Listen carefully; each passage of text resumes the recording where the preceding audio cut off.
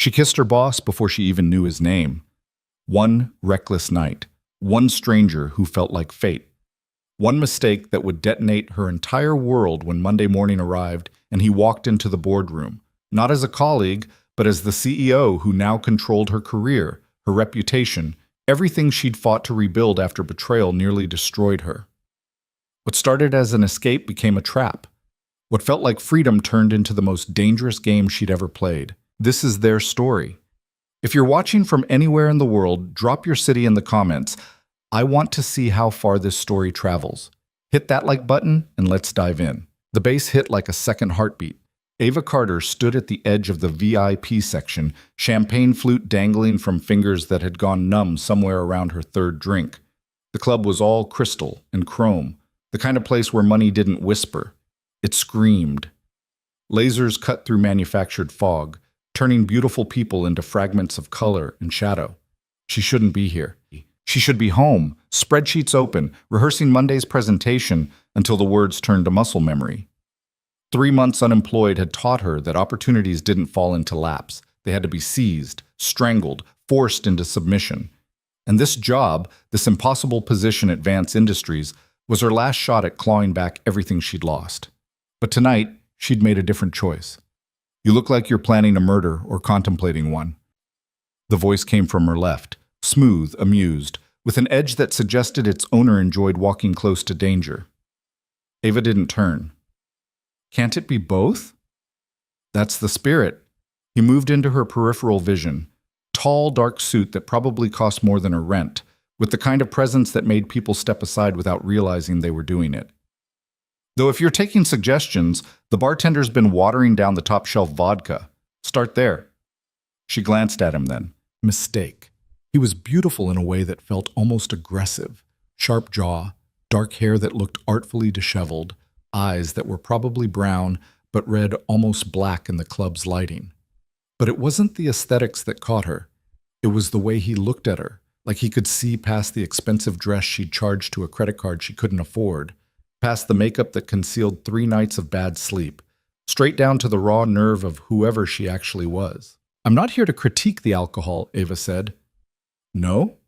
He shifted closer, not invading her space, but suggesting he could.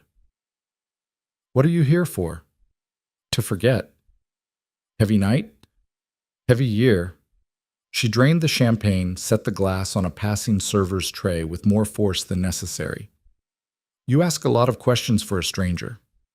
Would you prefer I make assumptions? I'd prefer you tell me your name so I can decide if this conversation is worth having. His smile was quick, genuine, direct. I like that. He extended a hand. Luca. She studied the offered hand, long fingers, no wedding ring, calluses that suggested he did something besides push paper. When she took it, his grip was firm, warm, electric. Ava. Ava. He said it like he was testing the weight of it. Okay, Ava, who's here to forget her heavy year. What are we forgetting? She should walk away. Every sensible neuron in her brain was firing warning shots, telling her that this man was trouble in an expensive suit, that she had a presentation Monday morning, that her life was finally getting back on track, and the last thing she needed was another complication. Instead, she said, a relationship that imploded, a career that went up in flames because my ex decided to frame me for his embezzlement, 3 months of unemployment and interviews where I watched people's faces change the second they Googled my name. A reputation I'll probably never get back. She paused. Your turn. Luca's expression shifted, something sharp and assessing crossing his features before smoothing back into that easy charm. Fair exchange? He flagged down a server, ordered 2 drinks without asking what she wanted. I'm forgetting that tomorrow I have to make a decision that'll destroy someone's life. That no matter which choice I make, someone I care about gets hurt. That being in control means accepting you can't actually control anything that matters. The server returned with 2 glasses of something amber. Luca handed her one. You're either very honest or very drunk, Ava said, or I recognize a kindred spirit. He lifted his glass. To forgetting. To forgetting. The liquor burned clean, nothing like the watered-down vodka he'd complained about. She felt it settle in her chest, warm and dangerous. So what does one do, Luca said, when forgetting isn't working? Ava set down her glass. The music had shifted, something slower, hypnotic. Bodies on the dance floor moved like a single organism, all rhythm and heat and abandon. She made a decision. Dance with me. Luca's eyebrows rose. Is that a request or an order? Does it matter? Not even a little. He took her hand and led her through the crowd. People parted for him naturally, the same way they had when he'd first appeared. Ava filed that detail away. This man was used to being obeyed, used to space organizing itself around him. On the dance floor, the world contracted to just this. His hand on her waist, her palm against his chest, the bass vibrating through the soles of her heels. He moved with surprising grace for someone his size, leading without forcing, suggesting rather than demanding. You're good at this, she said, close to his ear so he could hear over the music. I'm good at a lot of things. His breath ghosted against her temple. You? I'm good at surviving. That's not the same as living. No. She pulled back enough to meet his eyes. It's harder. Something in his expression cracked, just for a second, just enough for her to see past the charm to something rawer underneath. Pain, maybe. Recognition. The understanding that came from fighting similar battles in different wars. The song bled into another. They kept dancing. Can I ask you something? Luca's voice was lower now, intimate. What happened? With your ex? Why? Because you're here alone, drinking too much, dancing with strangers. Because you said framed, like you know the difference between guilt and accusation. Because he spun her, brought her back closer than before.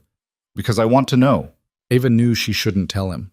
This was a stranger, a man whose last name she didn't know, who would disappear into her past the moment this night ended. But maybe that was exactly why it felt safe. His name was Marcus. We worked together. Same firm, different departments. Started dating, fell in love, moved in together. Classic story. She let the music carry her through the next part. He was embezzling from a client, small amounts at first, then bigger. And when the audit started circling, he planted evidence in my files. Made it look like I was the one with the gambling debts, the offshore accounts. By the time I realized what was happening, I was already fired and halfway to indicted. Luca's hand tightened on her waist. Did they charge you?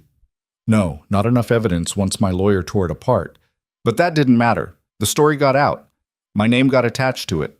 No charges filed, but no exoneration either. Just this permanent cloud of, maybe she did it following me around. And Marcus? Cut a deal. Testified against the client in exchange for a reduced sentence. Served 18 months, got out last fall. Her laugh was bitter. He sends me emails sometimes, apologizing, like sorry means anything. They'd stopped moving, Ava realized. Were just standing still while the crowd flowed around them. I know something about betrayal, Luca said quietly. About people you trust using that trust as a weapon. Yeah? My father built an empire, then left it to me along with a pile of enemies and a board of directors who think I'm too young to handle it. Every decision I make gets questioned. Every mistake gets magnified. And the person who should have my back, my oldest friend, practically my brother, is the one leaking information to our competitors. How do you know? Because I set a trap. Fed him false information, watched it show up in a rival's proposal 3 days later. Luca's jaw tightened. And tomorrow I have to decide whether to confront him or fire him quietly. Whether our friendship means anything, or if it died the moment he chose money over loyalty. Ava touched his face, a gesture that surprised her even as she made it. Tomorrow doesn't exist yet. His hand came up to cover hers. No, it doesn't. The moment stretched, taut and electric. Around them, the club kept spinning, but they'd fallen into some pocket of stillness where the only thing that existed was this. His hand on hers, her pulse jumping, the way he was looking at her like she was the only person in a room full of hundreds. Come with me, he said. It wasn't really a question. Ava let him lead her off the dance floor, through a door marked private, up a floating staircase to a mezzanine that overlooked the chaos below. It was quieter here, the music muffled, the air cooler. Floor-to-ceiling windows showed the city sprawled out like a circuit board, all light and geometry. You have access to the VIP section, Ava said. I know the owner. Luca moved to the window. He owes me a favor. What kind of favor gets you a private mezzanine? The kind where I helped him restructure his debt and avoid bankruptcy. He glanced back at her. I'm in acquisitions, corporate rescue, hostile takeovers, that sort of thing. So you're a vulture. I prefer opportunist. His smile was sharp. But yes, essentially. Ava joined him at the window, their reflections ghosting over the city view. And do you enjoy it? Picking apart dying companies? Most of them are already dead. I just make it official. He paused. But sometimes you find one that's worth saving, that has good bones, good people, just bad leadership or bad luck. Those are the ones that make it worthwhile. Redemption through capitalism. Is that judgment I hear? Observation. She met his eyes in the glass. I spent 3 months watching companies look at my resume and see a liability. It's hard to feel charitable toward the system. And yet you're about to re-enter it. She blinked. How did you? You said you have a presentation Monday. New job, I'm guessing, given the timeline. And you're here, drinking too much, dancing with strangers, trying to convince yourself you can do this. He turned to face her fully. Am I close? Too close. He was reading her like she was written in large print. Maybe I'm just celebrating, Ava said. You're terrified.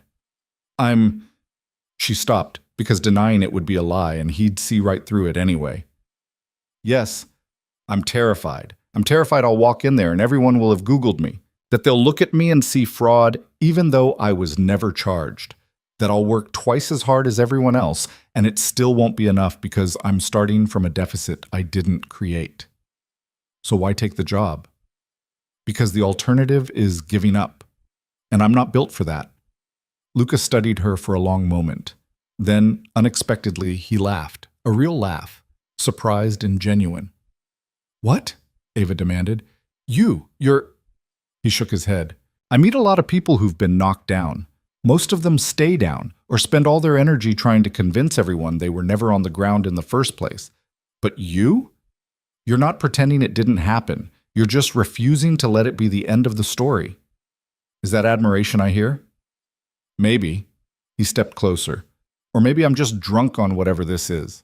This? This conversation. This night. You.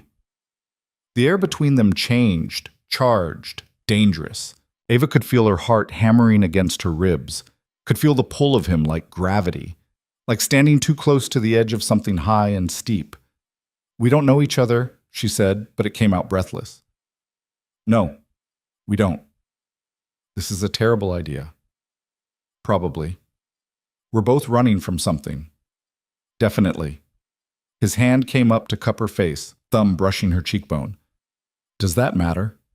It should. It absolutely should. But when she looked at him, really looked, past the expensive suit and dangerous smile to the person underneath who understood what it meant to be betrayed, to carry weight no one else could see, she found she didn't care. No, she whispered. It doesn't. He kissed her. It wasn't soft or tentative. It was fierce, claiming, the kind of kiss that erased everything else. Ava kissed him back with equal intensity, hands fisting in his jacket, pulling him closer. He tasted like expensive whiskey and bad decisions, and she wanted more of both. When they broke apart, both breathing hard, Luca rested his forehead against hers. I should probably know your last name, he murmured. Why? In case I need to find you again. Something in her chest clenched. That's not how this works. No? No. She made herself step back, even though it felt like tearing away from a magnet. This is one night, one break from reality. Tomorrow we both go back to our lives and this becomes a story we don't tell anyone. Ava, I mean it, Luca. No last names, no numbers, no social media stalking. We had tonight, and it was... Her voice cracked. It was exactly what I needed. But it can't be more than that. He looked like he wanted to argue. She watched the debate play across his features, the desire to push back versus the understanding of why she was right. Finally, he nodded. Okay, one night. One night. But I'm keeping the rest of it. He pulled her back in, kissed her again, slower this time, deeper, like he was trying to memorize her. I'm keeping this. They stayed on the mezzanine until the club started to empty, talking about everything and nothing. He told her about growing up in his father's shadow, about the pressure of a legacy he never asked for. She told him about her mother, dead 5 years now, who'd raised her alone and taught her that strength wasn't the absence of fear, it was doing it scared. At some point, they ended up on one of the leather couches, Ava tucked against his side, his arm around her shoulders. It felt easy, natural, like they'd done this 1,000 times before instead of just tonight. "What time is it?" she asked eventually. Luca checked his phone. 3:30. "I should go." "Should you?" "I have that presentation Monday. I need to be sharp." "It's Saturday night. You have all day tomorrow to prepare." "Sunday," Ava corrected. "It's Sunday morning now." "Semantics." She sat up, immediately missing his warmth. "Luca, I know. One night." He stood, offered his hand. "Let me at least get you a car." "I can manage." "I know you can. Let me do it anyway." They rode down in the elevator, stepped out into the cool pre-dawn air. The city was quiet, that strange suspended moment between night and morning when it felt like they were the only people awake. The car, a sleek black sedan, pulled up almost immediately. "Thank you," Ava said. "For tonight. For listening.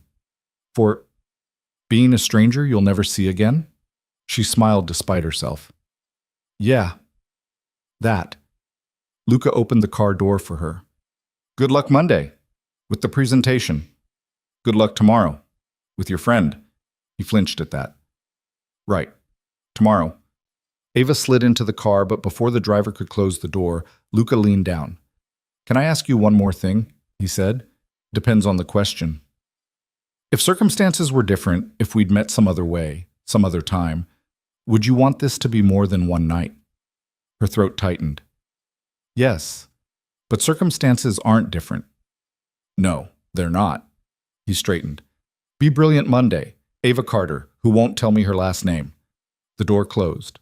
The car pulled away. She watched him through the rear window until he disappeared into the city, just another shadow in the pre-dawn light. Sunday passed in a blur of rehearsal and anxiety. Ava practiced her presentation until she could recite it in her sleep, reviewed the company materials until her eyes burned, picked out an outfit that said competent professional without screaming, trying too hard.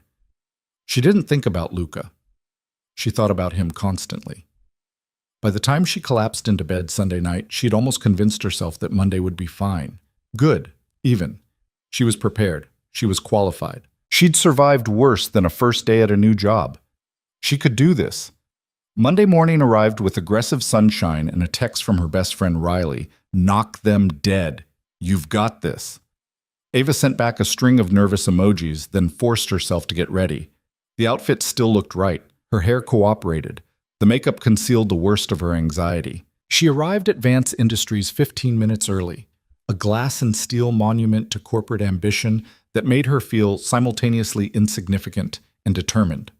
The lobby was all marble and modern art, the kind of space designed to remind you that you were in the presence of serious money.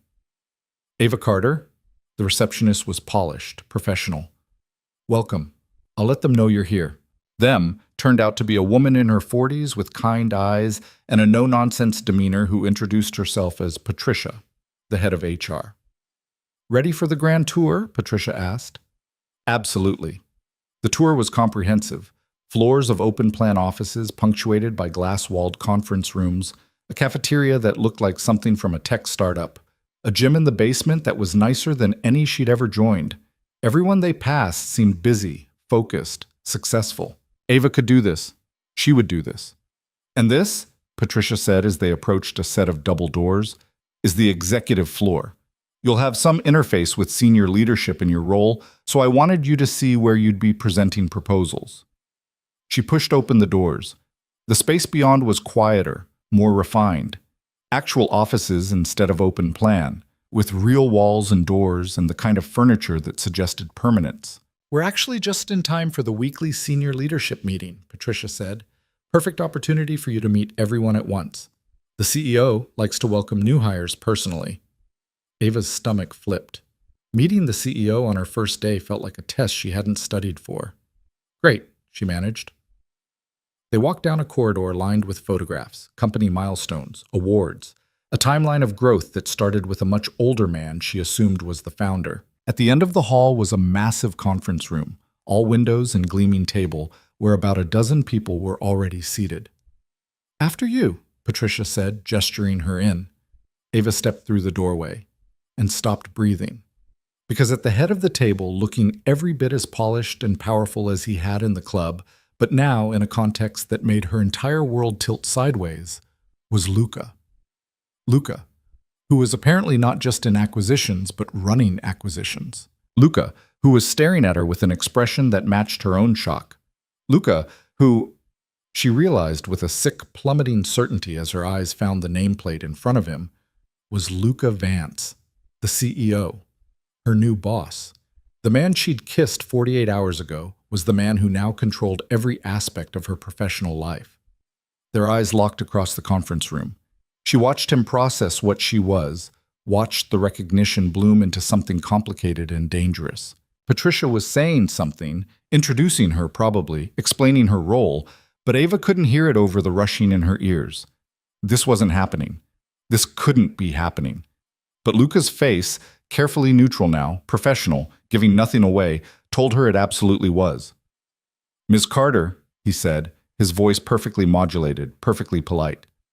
"Welcome to Vance Industries. We're pleased to have you join the team."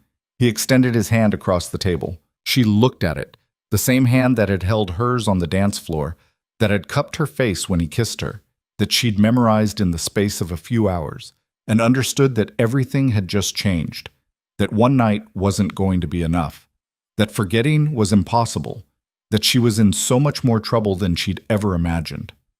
Ava reached out and shook his hand, felt that same electric jolt, and thought, "This is going to destroy me." His fingers tightened briefly, a private acknowledgement, a shared secret, before he released her. "Please," he said, gesturing to an empty chair. "Have a seat. We were just discussing this quarter's acquisitions." She sat. The meeting began, and somewhere between the spreadsheets and strategy discussions, while she tried to focus and failed, while she felt his gaze on her even when she wasn't looking, Ava realized that Saturday night hadn't been an ending at all. It had been the beginning of something far more complicated, far more dangerous, and far more inevitable than she could have possibly prepared for. The meeting lasted 90 minutes that felt like 90 years. Ava sat 3 seats down from Luca, close enough to see the tension in his jaw, far enough that casual observers wouldn't notice the way his gaze kept sliding toward her when he thought no one was looking. She took notes she'd never be able to read later, her handwriting deteriorating into illegible scrawls as her mind raced through every possible disaster scenario. He was her boss, her CEO, the man who could fire her with a single signature, who controlled every aspect of her professional resurrection, who held all the power while she had none. And she'd kissed him, told him things she'd never told anyone, let him see her raw and unguarded in a way that now felt like handing him ammunition. "Ms. Carter," she snapped back to reality. Everyone was looking at her. Patricia wore an encouraging expression. Luca's face was unreadable. "I'm sorry," Ava said, hating how her voice wavered. "Could you repeat the question?" "Mr. Vance was asking about your previous experience with acquisition integration," Patricia said gently. "Given your background at Hendricks and Associates." Of course he was. Of course he'd lead with the company that had fired her, the scandal that had defined her last year. She couldn't tell if it was a test or a warning. Ava met his eyes. "My experience at Hendricks taught me several valuable lessons. How to identify structural weaknesses in corporate frameworks. How quickly trust can be weaponized. How important it is to verify information rather than accepting it at face value." She paused. "And how resilient you have to be when everything falls apart." Something flickered in Luca's expression. Approval, maybe, or recognition of the double meaning threaded through her words. "Resilience is crucial in this industry," he said. "We're in the business of rebuilding, which means we're constantly surrounded by wreckage. The question is whether you can stand in the middle of it and still see the structure underneath." "I can. We'll see." He shifted his attention to the broader room. "Thank you all for your time. Patricia, please make sure Ms. Carter gets settled.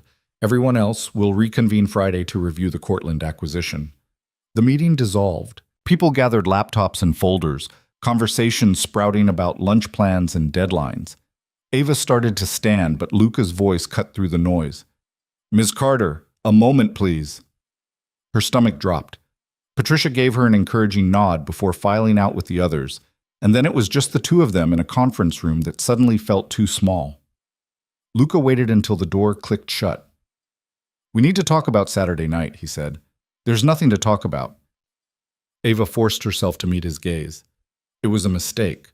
We both had too much to drink, we didn't know who the other was, and it won't happen again." "That's your official position?" "That's reality." He moved closer, not threatening, just deliberate. "And what if I don't agree?" "Then you'd be risking a harassment lawsuit, and I'd be out of a job I can't afford to lose." She kept her voice level. "We both know how this works. You have all the power here. I have none. Anything between us would be inappropriate at best, coercive at worst. So we're going to pretend Saturday didn't happen and maintain a professional relationship. That's the only option." Luca was quiet for a long moment. "You think I'd use my position to pressure you?" "I think you're human. I think we had chemistry, and chemistry doesn't care about organizational charts. I think it would be easy to convince ourselves there's some exception to the rules that apply to everyone else." Ava grabbed her folder, held it against her chest like armor. "But I didn't claw my way back from professional death to throw it away on something that can't work." "What if it could?" "It can't." She moved toward the door. "I need this job, Mr. Vance. I need to prove I'm more than the scandal that destroyed my career. I need people to look at me and see competence, not controversy, and getting involved with my boss would undo all of that in seconds." She reached for the handle. "Ava." Her name and his voice stopped her. Not Ms. Carter. Ava, the way he'd said it Saturday night when there was nothing between them but truth and temporary connection. "What happened Saturday wasn't a mistake," Luca said quietly. "It was real, and pretending it wasn't won't make it disappear. Then we'll have to try harder." She left before he could respond, before she could see whatever expression followed her words, before the part of her that had felt alive Saturday night could override the part that knew survival meant staying smart. Patricia was waiting in the hallway, blissfully unaware of the emotional carnage happening behind closed doors. "Ready to see your office?" she asked brightly. "Absolutely." The rest of the day passed in a haze of paperwork and introductions. Her office was small but functional, window overlooking the city, desk that didn't wobble, everything she needed to rebuild her professional life. Her team was 3 people: Marcus, an analyst fresh out of grad school; Jennifer, a senior associate who'd been with the company 6 years; and David, who seemed perpetually exhausted but cracked jokes that actually landed. "Fair warning," Jennifer said as they grabbed coffee in the break room. "Vance is demanding. He expects perfection and gets irritated when he doesn't get it. But he's fair. You do good work, he notices. You screw up. He gives you a chance to fix it before bringing down the hammer." "Good to know." Ava added sugar to her coffee, watched it dissolve. "What's he like? As a person, I mean." "Intense, brilliant, kind of impossible to read." Jennifer leaned against the counter. "He took over 3 years ago when his father died. Everyone expected him to fail.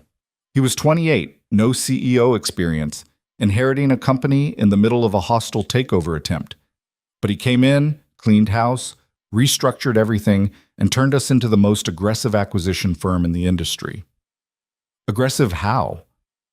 "We don't just acquire struggling companies, we hunt them, find the ones everyone else has written off, buy them for nothing, gut what doesn't work, rebuild what does. It's ruthless, but effective. Last year we had a 92% success rate on integrations." Marcus wandered in, grabbed an energy drink from the fridge. "You survived your first leadership meeting. Congratulations." "Was I supposed to die?" "Some people do. Vance has this way of looking at you like he can see every lie you've ever told." He cracked open the drink. "It's unsettling." Ava thought about Saturday night, about the way Luca had read her so easily, seen past her defenses to the scared, determined person underneath.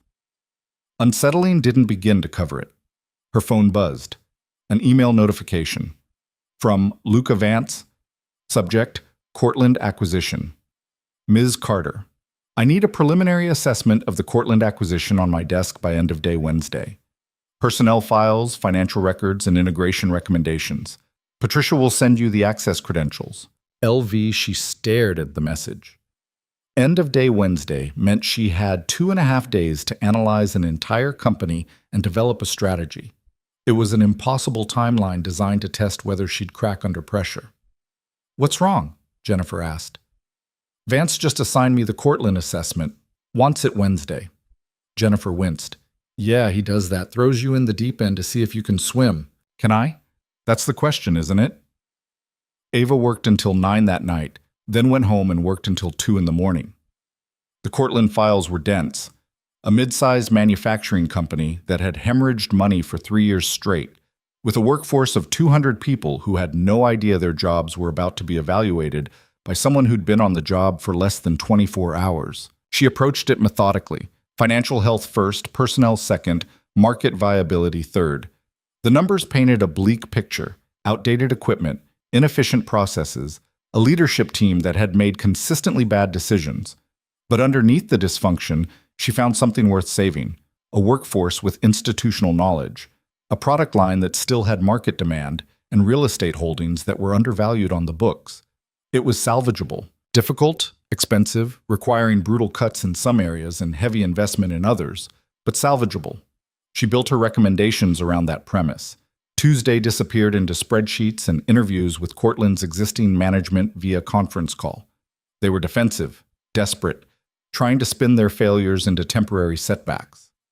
Ava listened, took notes, and identified which of them might survive the integration and which were already dead weight. By Tuesday night, she had a draft. By Wednesday morning, she had something she'd defend. She arrived at the office at 7, printed the 50-page report, and had it on Luca's desk by 8.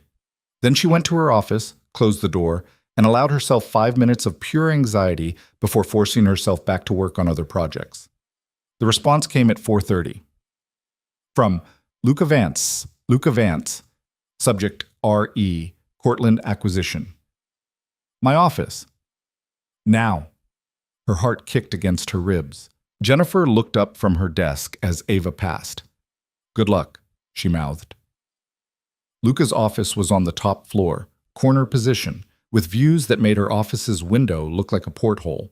Floor-to-ceiling glass on 2 sides, minimalist furniture that probably cost more than her car, and evidence of long hours, coffee cups, papers scattered across the desk, a suit jacket draped over a chair. He stood by the window, her report in hand. Close the door, he said without turning. She did. This analysis. He finally looked at her. It's good. Ava waited. There had to be more. A but, however, some caveat that would undercut the praise. You identified structural issues the previous team missed. Your personnel recommendations are surgical. You're not just cutting costs, you're excising the parts that are actively toxic while preserving institutional knowledge. And your integration timeline is aggressive but achievable. He set down the report. I'm impressed. Thank you. I'm also concerned. Why? Because you're good at this, really good, which means you're going to be valuable, which means I'm going to rely on you, which complicates the situation we're both pretending doesn't exist. There it was, the acknowledgement she'd been dreading. Mr. Vance, don't. He held up a hand.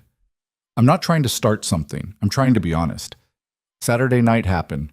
We can't undo it. And yes, you're right that there's a power imbalance that makes anything between us inappropriate.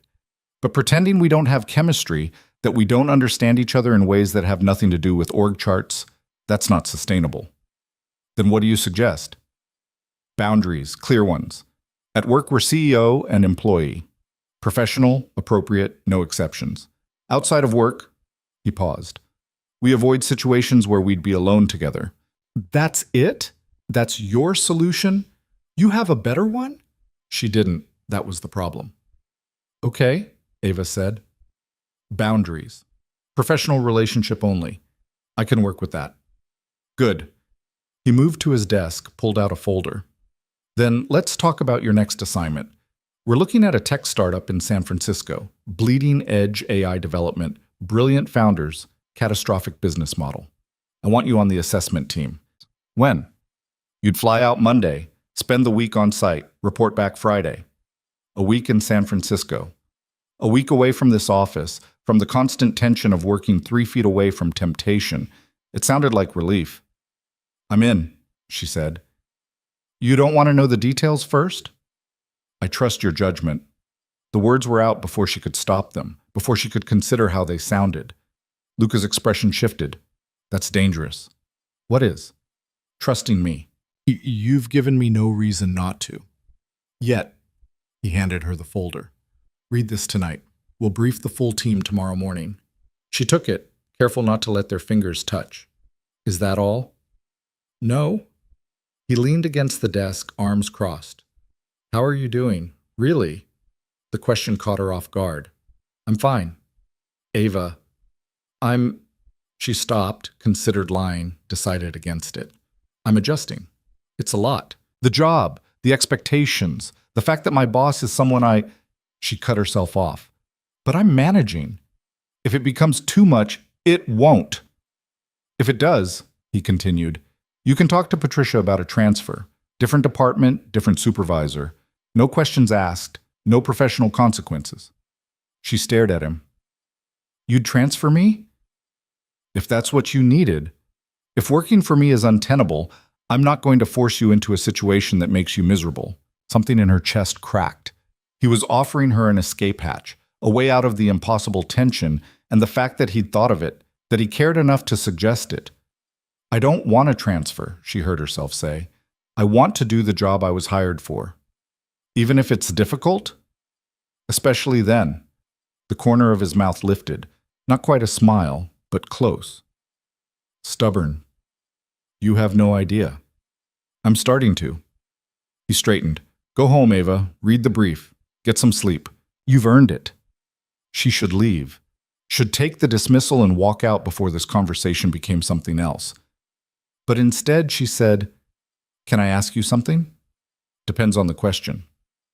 Saturday night, the friend you mentioned, the one who betrayed you, did you confront him? Luca's expression went carefully blank. Monday morning, gave him a choice, resign quietly or face termination and legal action. What did he choose? Resignation. He's gone. He looked past her, toward the city beyond the glass. We'd known each other since college. He was the best man at my brother's wedding, and he sold me out for a 6-figure consulting fee. I'm sorry. Don't be. I knew the risks. In this business, loyalty is rare and trust is usually misplaced. He focused on her again. That's why Saturday night mattered. For a few hours, I got to be someone who wasn't constantly calculating who might stab me in the back. And now? Now we're back in reality, where I'm your boss and you're trying to rebuild your career, and whatever we felt that night has to stay in the past. He said it firmly, like he was trying to convince himself. Right? Right, Ava agreed, even though every instinct she had was screaming that he was wrong, that what happened Saturday night wasn't something you could just file away and forget. She left before either of them could say anything else that would make the leaving harder. The week blurred. Thursday brought the full team briefing on the San Francisco project, a company called Synthesis that had developed AI algorithms for predictive healthcare but couldn't figure out how to monetize them without violating privacy laws.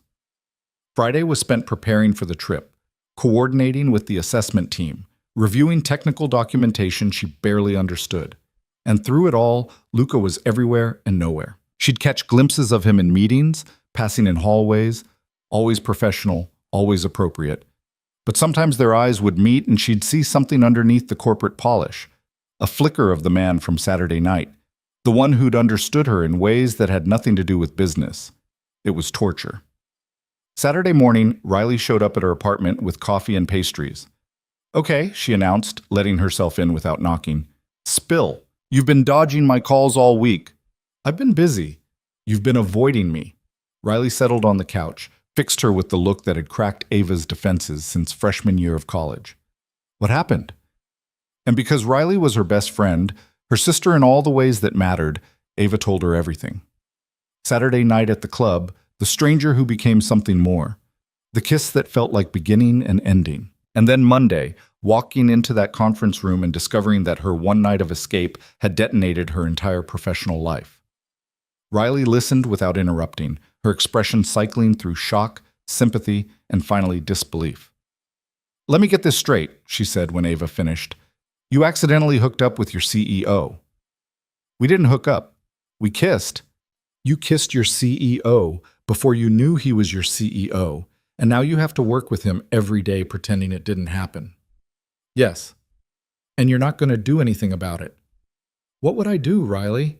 Ask him out? Start a relationship that would violate every HR policy and probably get me fired?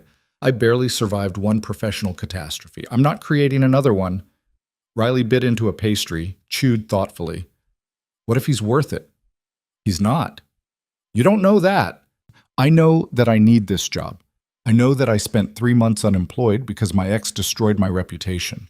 I know that second chances are rare, and I'm not wasting mine on something that can't work." "But what if it could?" "It can't." Ava grabbed her own coffee, held it like a lifeline. "He has all the power. I have none. Any relationship between us would be inherently unequal, and even if we tried to make it work, the second it fell apart, I'd be the one who paid the price. He'd still be CEO. I'd be looking for another job with an even worse story attached to my name." "So you're just going to ignore it? The chemistry, the connection, all of it?" "I'm going to focus on my career and let Saturday night become a memory." Riley looked skeptical but didn't push. "Fine. But for the record, I think you're both idiots." "Noted." They spent the rest of the morning watching terrible reality TV and not talking about Luca, which Ava appreciated more than she could express. By the time Riley left, she felt almost normal, centered enough to handle packing for San Francisco, reviewing her notes, preparing for a week of 18-hour days and technical jargon. Monday morning arrived too fast. She met the assessment team at the airport: Jennifer, 2 financial analysts she barely knew, and Luca. "Mr. Vance is joining us?" Ava asked Jennifer quietly as they waited to board. "For the first 2 days. He likes to do initial evaluations personally." Of course he did. Of course the universe would arrange for her to spend 48 hours in close quarters with the one person she was trying to avoid. The flight was smooth. Ava worked through the cabin, reviewing files, avoiding eye contact with Luca 3 rows ahead. In San Francisco, they took separate cars to the hotel, a boutique place in Soma with the kind of calculated hipness that made everything feel slightly performative. "Team dinner at 7, Jennifer announced in the lobby. "Vance wants us all on the same page before we meet with Synthesis tomorrow." Dinner was at an Italian place that took itself too seriously, all white tablecloths and waiters who explained each dish like they were describing rare art. Ava sat between Jennifer and one of the analysts, safely removed from Luca at the head of the table. But she felt his presence anyway, the way he commanded the conversation, drawing out insights from each team member, building a composite picture of what they were walking into. He was good at this, she realized, not just the business analysis, but the people management, making everyone feel heard while subtly steering toward his own conclusions. "Ms. Carter," his voice cut through her observation. "You've been quiet. Thoughts on Synthesis's monetization problem?" Every eye turned to her. She set down her wine glass. "I think they're asking the wrong question," she said. "They're trying to figure out how to sell predictive healthcare algorithms without violating privacy laws. But the real question is why they need to sell data at all. Their value isn't the information, it's the infrastructure. The AI framework that generates predictions. License that to hospitals and insurance companies, let them run it on their own data, and suddenly privacy becomes irrelevant." Luca leaned back in his chair. "Go on." "They've built a tool that's incredibly powerful, but they're stuck in a data-as-product mindset. Pivot to software as service, charge for access and processing power instead of insights. And they solve the privacy issue while creating a sustainable revenue model." She met his eyes. "They don't need to sell predictions. They need to sell the ability to make them." Silence around the table. Then Jennifer laughed. "That's brilliant," she said. "Why didn't any of us think of that?" "Because you're all thinking like financial analysts instead of like someone who's had to rebuild from scratch," Luca said, still looking at Ava. "You see the problem differently because you've lived through fundamental reinvention." It wasn't quite praise. It was something more complicated: acknowledgement, respect, and an intimacy that made her skin feel too tight. "I just think pivoting is underrated," Ava managed. "Clearly," he lifted his glass. To pivoting then, and to new perspectives. The team echoed the toast. Ava drank and tried to ignore the way Luca's gaze lingered on her before he turned to the analyst on his left. After dinner, they scattered, Jennifer to her room to call her kids, the analyst to a bar down the street. Ava headed for the elevator, desperate for silence and space. Ava, she turned.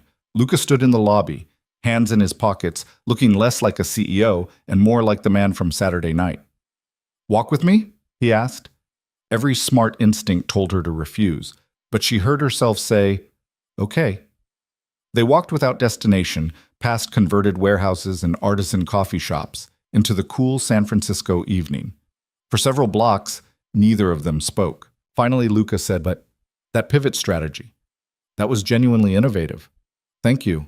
I mean it. You see things other people miss. It's a rare skill.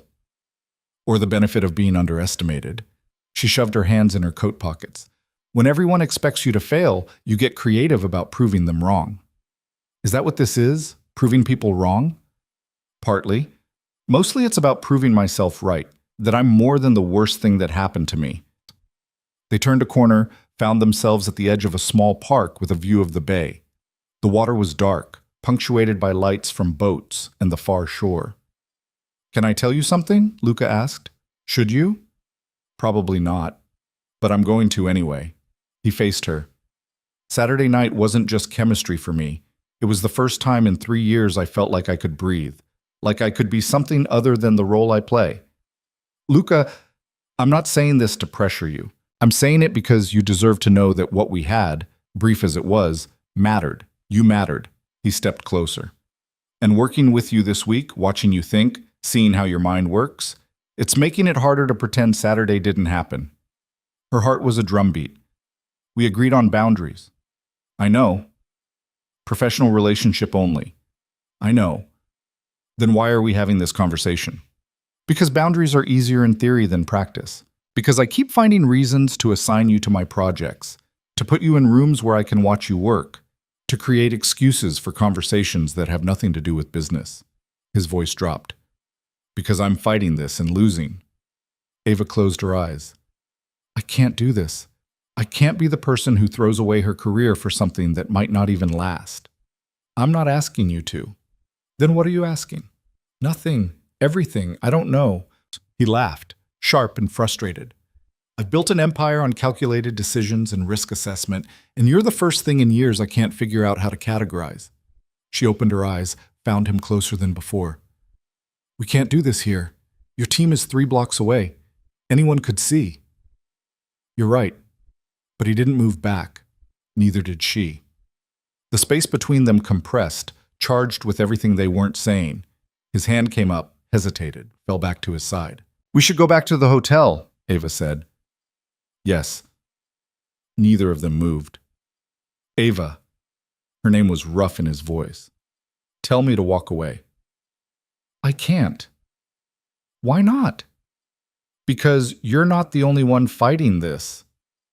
The confession hung between them, dangerous and true. Luca's jaw tightened. This is a terrible idea, he said. The worst. We'll regret it. Probably. He kissed her.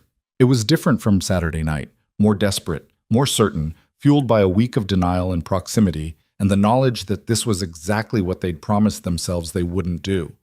Ava kissed him back with equal hunger, her hands fisting in his jacket, pulling him closer. When they broke apart, both breathing hard, reality crashed back in. We can't do this, Ava said. I know. I work for you. This violates every professional boundary. I know. Then why? Because for once I want something that isn't about strategy or acquisition or building the empire my father left me. I want something real. His forehead rested against hers. I want you. The words should have terrified her. Instead, they felt like relief, like someone finally saying out loud what she'd been thinking for a week. This can't work, she said. Maybe not. I could lose everything. Yes. And you're still asking? I'm still asking. Ava pulled back enough to see his face. If we do this, if we try, it stays between us. No one at work can know. The second it affects my job or your leadership, it ends. No exceptions. Agreed. And if it falls apart, I don't get punished professionally. You don't fire me. You don't sabotage my career. You don't make me pay for taking this risk. You have my word. She should ask for more. Should demand contracts, guarantees, protections against all the ways this could implode. But looking at him, at the vulnerability in his expression, the want that mirrored her own, she realized some things came down to trust. Okay, she said. Okay. Let's be reckless. Luca's smile was quick, genuine. I thought you were good at surviving, not living. Maybe it's time I learned the difference. He kissed her again, softer this time, like a promise instead of a confession. When they finally pulled apart, Ava felt like she'd jumped off something high with no idea where she'd land. Terrifying. Necessary. Right. They walked back to the hotel in silence, careful to maintain professional distance, but Ava felt the shift between them, from denial to acknowledgement, from fighting to surrender. In the lobby, they paused. Breakfast meeting at 7, Luca said, his voice carefully neutral. Sleep well, Ms. Carter. You too, Mr. Vance. She went to her room, closed the door, and allowed herself to feel everything she'd been suppressing for a week. Fear, excitement, desire, dread, all of it crashing through her in waves. Her phone buzzed. A text from an unknown number. No regrets. She saved the contact under a simple initial, L, and typed back, not yet anyway. His response came immediately. That's all I'm asking for. A chance. Ava stared at the message, thought about consequences and risks and all the ways this could destroy everything she'd worked for. Then she thought about Saturday night, about the way he'd seen her, about the possibility that maybe some things were worth the gamble. You've got it, she typed. Don't waste it. I won't. She set down the phone, looked out at San Francisco spread below her window, and wondered what the hell she'd just agreed to. Across the city, in his own room, Luca was wondering the same thing. But for the first time in 3 years, the weight on his chest felt lighter. Like maybe he'd found someone who could stand in the wreckage with him and still see the structure underneath. Tomorrow they'd face the team, the assessment, the performance of professionalism. But tonight, for these few hours, they'd allowed themselves to want something beyond strategy and survival. It was reckless. It was dangerous. It was theirs. The morning brought fog and second thoughts. Ava woke at 5:30, her phone screen glowing with messages she'd exchanged with Luca until well past midnight. Nothing incriminating, just thoughts about the synthesis assessment, strategies for the meetings ahead, the kind of professional communication that anyone could read without raising eyebrows. Except underneath every word was the subtext of what they'd agreed to in that park. The decision they'd made to stop fighting something neither of them could control.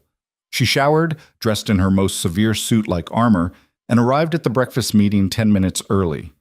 The hotel restaurant was sleek and impersonal, all glass and steel that reflected her anxiety back at her. Jennifer was already there, laptop open, running through final notes. Big day, she said as Ava sat down. Synthesis's founders are defensive as hell. They know we're here to pick apart their company. Can you blame them? No. But it makes our job harder. Jennifer lowered her voice. Fair warning, Vance is in a mood. I passed him in the lobby and he barely acknowledged me. Something's off. Ava's stomach tightened.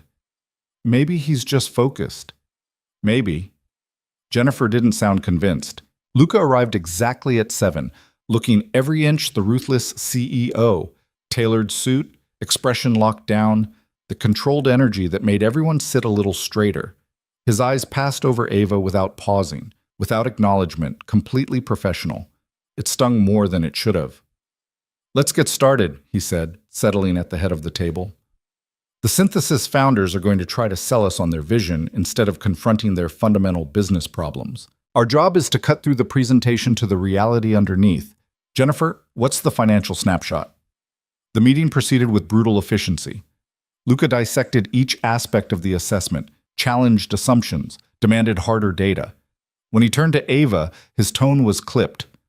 Ms. Carter, you mentioned the infrastructure as product pivot last night. Walk me through the implementation. She did, keeping her voice steady, matching his professional distance. If last night had cracked something open between them, this morning was slamming it shut. By the time the meeting ended, she felt raw and confused. Good, Luca said, gathering his materials. We meet with synthesis at 10. Be prepared for pushback on every point. He left without looking at her again. Told you? Jennifer muttered. Mood. The synthesis offices occupied the top floor of a converted warehouse in the Mission, all exposed brick and standing desks and motivational posters about disrupting healthcare. The founders were exactly what Ava expected, two men in their early 30s wearing expensive hoodies, radiating the particular arrogance of people who'd raised venture capital but never turned a profit. Thanks for coming, said the taller one, Marcus Chen, according to the brief. We're excited to show you what we've built. We're here to assess viability, Luca said, not to be sold. Chen's smile faltered. Right, of course. Well, let me walk you through our technology. The presentation was impressive. AI algorithms that could predict patient outcomes with startling accuracy, case studies showing lives saved, testimonials from hospitals that had piloted the program. But underneath it all was the same problem. No sustainable way to monetize without commodifying patient data. Your tech is solid, Luca said when Chen finished. Your business model is non-existent. We're in growth phase. You're in debt. $3 million in venture funding burned through in 18 months with nothing to show but pilot programs that don't generate revenue. Luca leaned forward. You've built something valuable, but unless you can figure out how to make money without violating privacy laws, it's worthless as a business. Chen's partner, a woman named Sarah Kim, spoke up. We have potential buyers, hospitals, insurance companies, who will balk the moment they understand you're selling patient predictions instead of prediction capabilities, Ava interjected. Everyone turned to her. You're trying to sell the output instead of the engine. That's your problem. Kim frowned.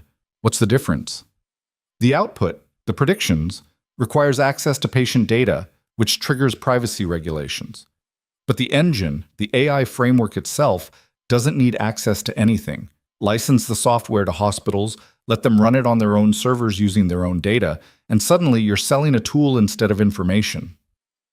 Chen and Kim exchanged glances. That's actually interesting, Kim said slowly. We'd need to rebuild the delivery infrastructure and charge less per license than you would for data access, Luca added. But you'd have a sustainable, scalable model that doesn't require navigating privacy law. It's a complete pivot, Chen said. You're already facing complete failure, Luca replied. This gives you a path forward. The meeting stretched into lunch, then into the afternoon as they worked through implementation details. Ava found herself in her element, translating technical jargon into business strategy, identifying roadblocks before they materialized. Across the table, Luca was doing the same thing, and occasionally their ideas would intersect, building on each other's insights in a way that felt almost choreographed. By the time they left Synthesis's offices, they had the skeleton of a deal, conditional on Synthesis's willingness to completely restructure their approach, but viable. In the car back to the hotel, Luca finally spoke to her directly. That was good work today, he said, quiet enough that the driver couldn't hear. Thank you. This morning, the meeting, I was cold. I'm sorry. You were professional. I was an ass. He looked at her. I panicked, woke up and realized what we'd agreed to and thought about all the ways it could explode, and I overcorrected. So, this morning was you trying to prove we could maintain boundaries? This morning was me trying to convince myself last night was a mistake. He ran a hand through his hair, disturbing the careful styling. It didn't work. What do we do now? I don't know. I've never done this before. Wanted something I shouldn't have. That's not reassuring. I'm not trying to reassure you. I'm trying to be honest. The car pulled up to the hotel. Luca's phone buzzed and his expression shifted as he read the screen. Problem? Ava asked. Maybe. He typed a response, then looked at her. I need to take a call. Rain check on dinner? Of course. He squeezed her hand briefly, a gesture so quick the driver probably missed it, before disappearing into the hotel. Ava went to her room and tried to work, but concentration was impossible. Something was wrong. She could feel it in the tension that had entered Luca's shoulders, the way his jaw had tightened reading that message. At 8, her phone rang. Luca. Can you come to my room? He asked without preamble. I need to show you something. His suite was twice the size of hers, with a view that turned the city into a postcard. But Luca wasn't looking at the view. He was staring at his laptop, expression grim. "What's wrong?" Ava asked. "Someone leaked our Cortland acquisition strategy." He turned the screen toward her. It showed up on an industry blog 3 hours ago. Every detail, every recommendation, everything you put in that report. Ava felt the floor tilt. That's impossible. Those files were confidential. Clearly not confidential enough. He pulled up another window. And it gets worse. Look at this. It was an email chain, internal, between board members she recognized from her first day. The subject line read, "Vance's new hire. Liability?" Her stomach dropped as she read. "Given Carter's history at Hendrix, should we be concerned about information security? The timing of this leak is suspicious." Agreed. Vance vouched for her, but he's young, may have made an emotional rather than strategic hiring decision. Recommend we monitor closely. Any additional breaches and we'll need to revisit her employment. "They think I did it," Ava said, her voice hollow. "They're looking for someone to blame and you're the convenient target." Luca slammed the laptop shut. "It's complete bullshit. You didn't have access to leak the information. Those files were on a secure server with limited permissions." "But I wrote the report. I had all the details." "So did 6 other people, all of whom have been with the company for years. But you're the one with a scandal in your background, so you're the easy scapegoat." Ava sat down before her legs could give out. This was Marcus all over again, being blamed for someone else's crime, watching her reputation dissolve in real time, powerless to stop it. "I need to prove it wasn't me," she said. "I need to figure out who actually did it."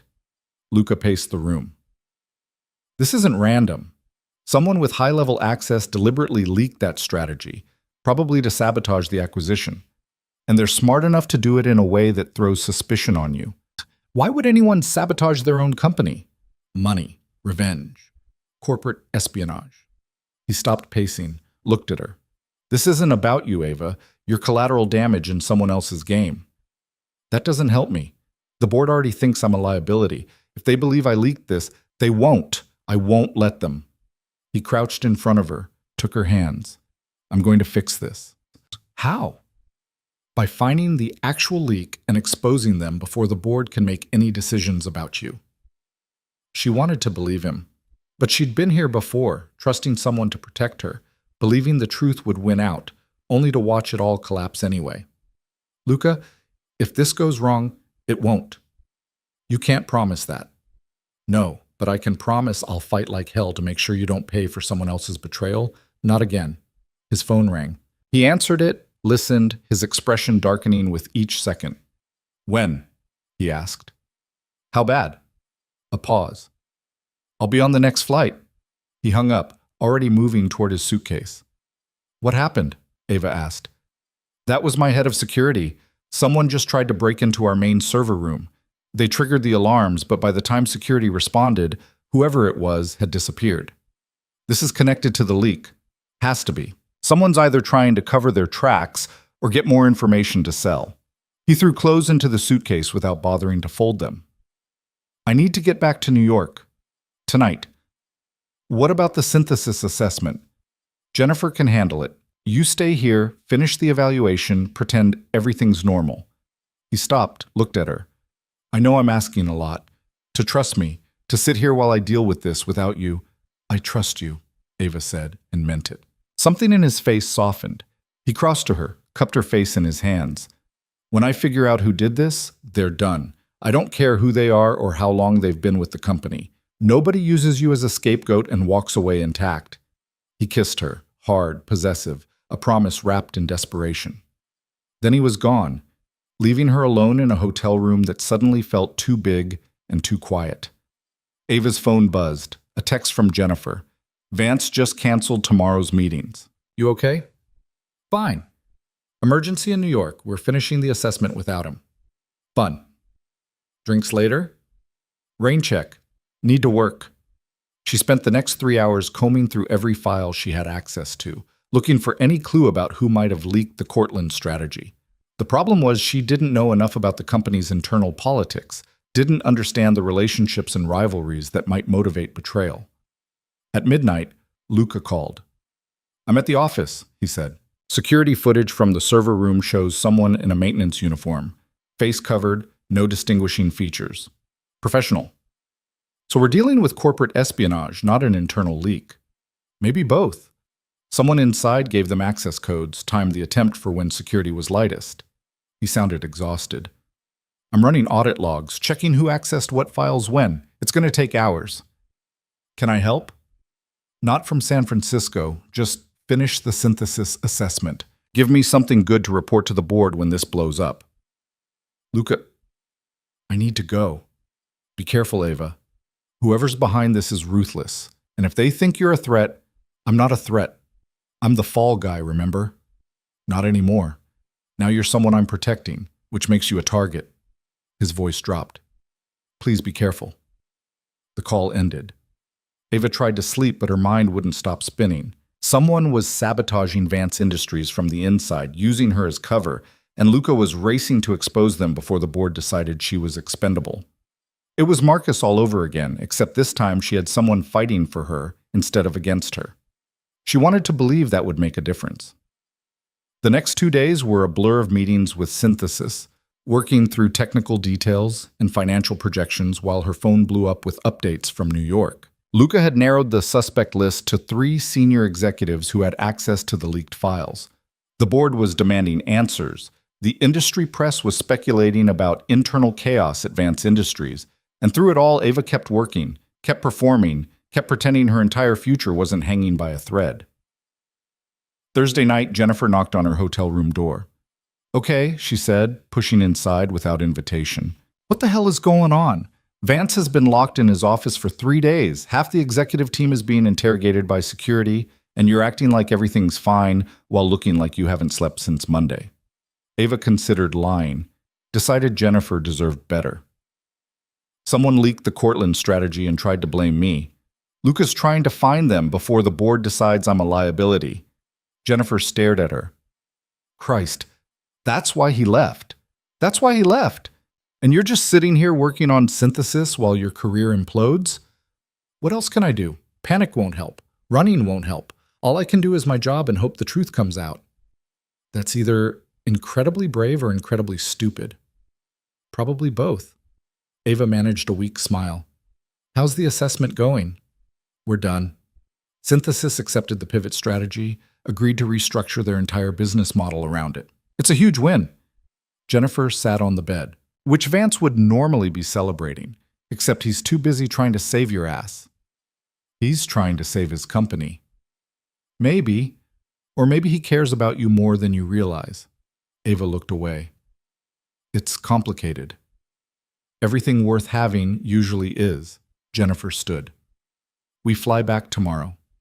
Whatever's happening in New York, you'll face it together. Except when Ava landed Friday afternoon, Luca wasn't there to meet her. Instead, Patricia was waiting at baggage claim, her expression carefully neutral. Mr. Vance asked me to bring you directly to the office, she said. There's been a development. The drive took forever, and no time at all. Patricia wouldn't answer questions, just kept saying Luca would explain everything.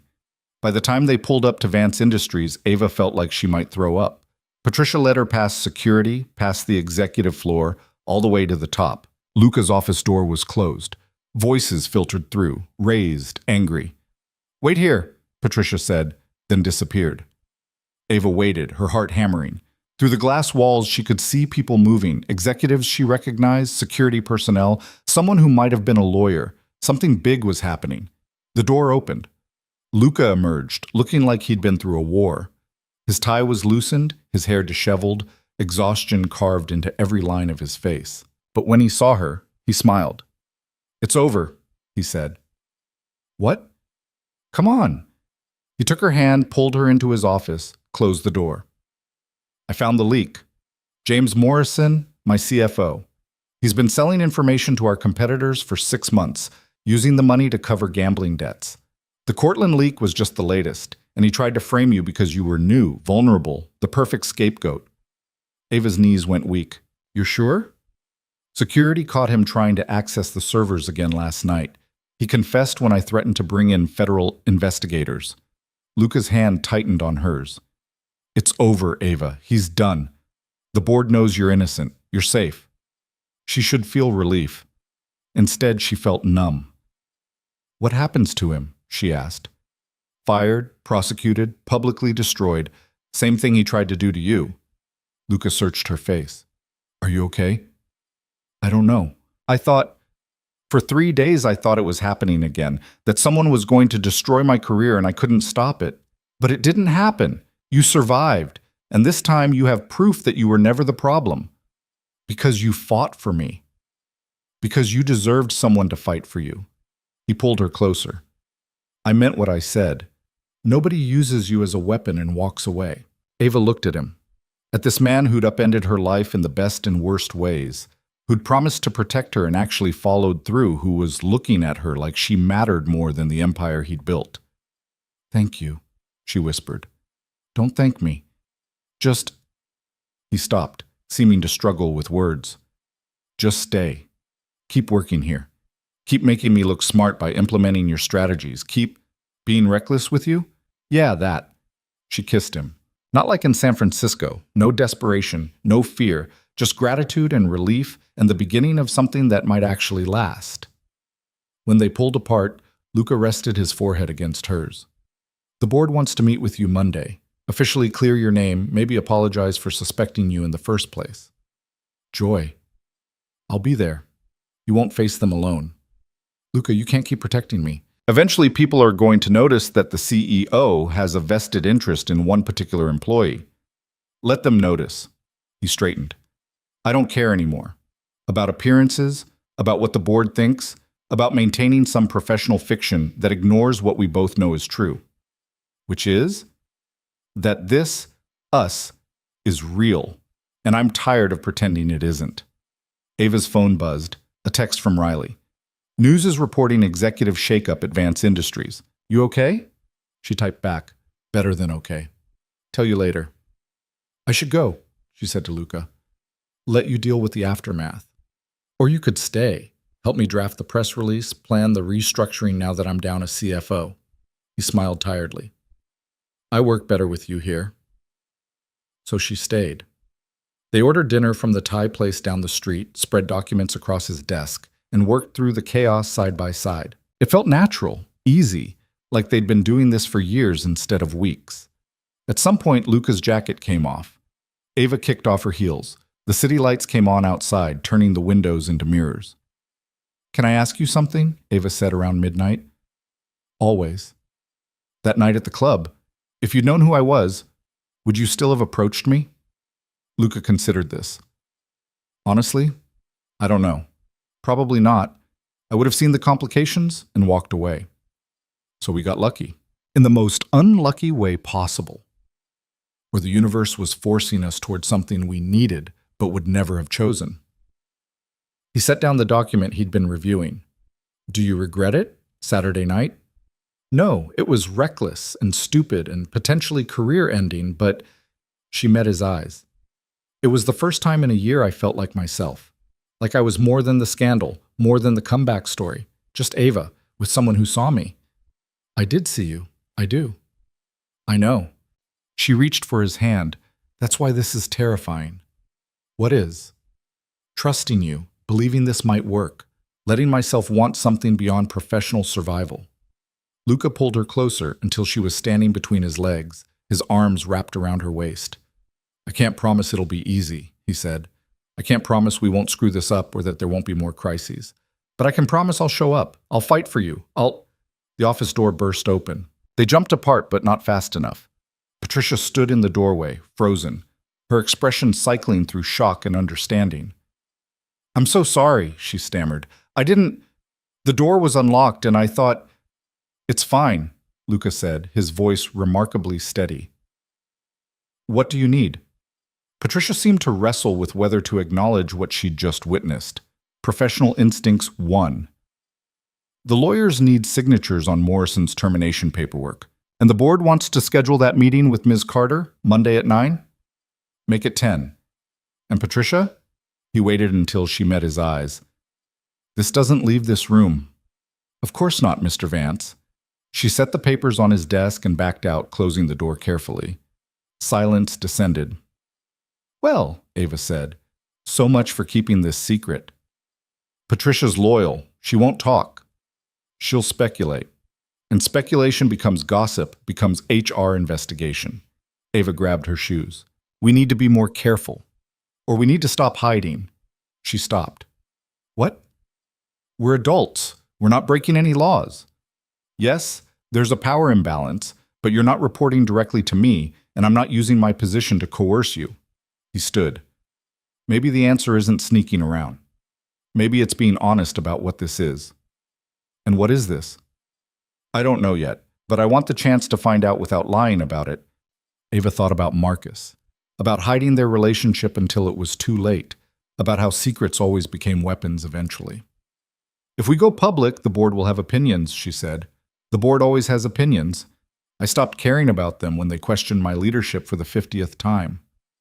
People will say I slept my way into this job. People will say a lot of things. Most of them will be wrong. He crossed to her. I'm not asking you to announce it on Monday. I'm asking you to stop treating this like something shameful, to let it be what it is without apologizing for it. And if it falls apart, then it falls apart. And we deal with it like adults instead of pretending it never existed. She wanted to argue, wanted to list all the reasons this was still dangerous, still reckless, still likely to explode in their faces. Instead, she said, Okay. Let's stop hiding. Let's be honest. Let's see what happens when we're not constantly looking over our shoulders. Luca's smile was brilliant. You're sure? No, but I'm doing it anyway. He kissed her, and this time when they pulled apart, Ava felt lighter, like maybe the weight of secrecy had been heavier than she'd realized. They finished the paperwork, turned off the lights, and left the building together. No subterfuge, no pretending they were heading in different directions. Just two people who'd decided to stop fighting something that might actually be worth the risk. On the street, Luca hailed a cab. Dinner? He asked. Actual dinner at a restaurant, like normal people who are dating? Are we dating? I'd like to be, if you're interested. Ava thought about Saturday night, about the club where this started, about how far they'd come in such a short time. I'm interested, she said. They went to a bistro in the West Village, got a table by the window, and spent 3 hours talking about everything except work. Luca told her about growing up in his father's shadow, about the pressure of a legacy he never wanted. Ava told him about her mother, about learning to be strong because the alternative was collapse. Somewhere around dessert, she realized she was happy. Not just surviving, not just getting through, actually happy. It was terrifying and perfect and real. When Luca dropped her off at her apartment building, he walked her to the door. I want to see you tomorrow, he said. Not at work, just us. Okay. He kissed her goodnight, soft and lingering. Sleep well, Ava Carter. You too, Luca Vance. She watched him walk back to the cab, watched it pull away, and for the first time in longer than she could remember, she felt like maybe the universe was finally on her side. Inside her apartment, she found a text from Riley. I need details. All of them. Tomorrow. Ava smiled and typed back. Tomorrow. Promise. Another message appeared, this one from Luca. No regrets yet? Not even close, she replied. His response was immediate. Good. Let's keep it that way. Ava fell asleep thinking about possibilities instead of disasters, about futures instead of fears. She didn't know that across the city, in a warehouse she'd never heard of, someone was making a phone call that would change everything. The leak is handled, a voice said. Morrison took the fall like we planned, but Vance is getting too close. And the girl, she's becoming a problem. Then remove the problem, came the response. We're too close to let some junior analyst ruin everything. What about Vance? Let him think he won. Let him get comfortable. Then we'll remind him that in this business, there's no such thing as safe. The call ended. And somewhere in the darkness, the real threat was just beginning to take shape. The weekend felt stolen. Saturday morning, Luca picked her up in his car. Not a driver, not a company vehicle, just him behind the wheel of something sleek and black that probably cost more than most people's houses. They drove north out of the city, windows down, music playing, leaving behind the weight of corporate politics and careful pretense. Where are we going? Ava asked. Away. He glanced at her, smiled. Is that okay? Depends on how far away. Couple hours. There's a place upstate I go when I need to think. Figure you might like it. The place turned out to be a house on a lake. Modern glass and wood tucked into trees that were just starting to turn autumn colors. Remote enough that the neighbors were measured in acres instead of feet. You own this? Ava asked as they pulled up. My father bought it years ago. Said every person needed somewhere they could disappear. Luca killed the engine. I haven't been here in months. Too busy building the empire. They spent the day doing nothing important. Walked around the lake, made lunch from whatever was in the freezer, sat on the dock watching the water. It felt surreal. This quiet, this ordinary, after weeks of crisis and careful performance. Tell me something, Ava said as afternoon light turned the lake gold. When you took over the company, were you scared? Luca was quiet for a long moment. Terrified. My father died on a Tuesday. By Thursday, I was sitting in the CEO chair with a board that wanted me gone and competitors circling like sharks. I had no idea what I was doing. But you figured it out. I faked it until it became real, made decisions fast enough that people couldn't question them, fired anyone who undermined me, built alliances with people who had as much to lose as I did. He picked up a stone, sent it skipping across the water. My father left me an empire, but he also left me alone in a room full of enemies. Sometimes I'm not sure which gift was worse. Do you miss him? Every day. And I'm also angry at him for dying before teaching me how to do any of this. Ava leaned against his shoulder. For what it's worth, I think you're doing okay. Just okay? You're keeping a multi-million-dollar company alive while dating an employee with a scandalous past. I'd call that better than average. He laughed, wrapped an arm around her. When you put it that way. They watched the sun set, turning the sky into layers of orange and purple. Inside, Luca built a fire while Ava opened a bottle of wine she found in the kitchen. They ended up on the floor in front of the fireplace, talking about everything and nothing, the conversation flowing like they'd known each other years instead of weeks. Can I ask you something? Luca said eventually. About Marcus.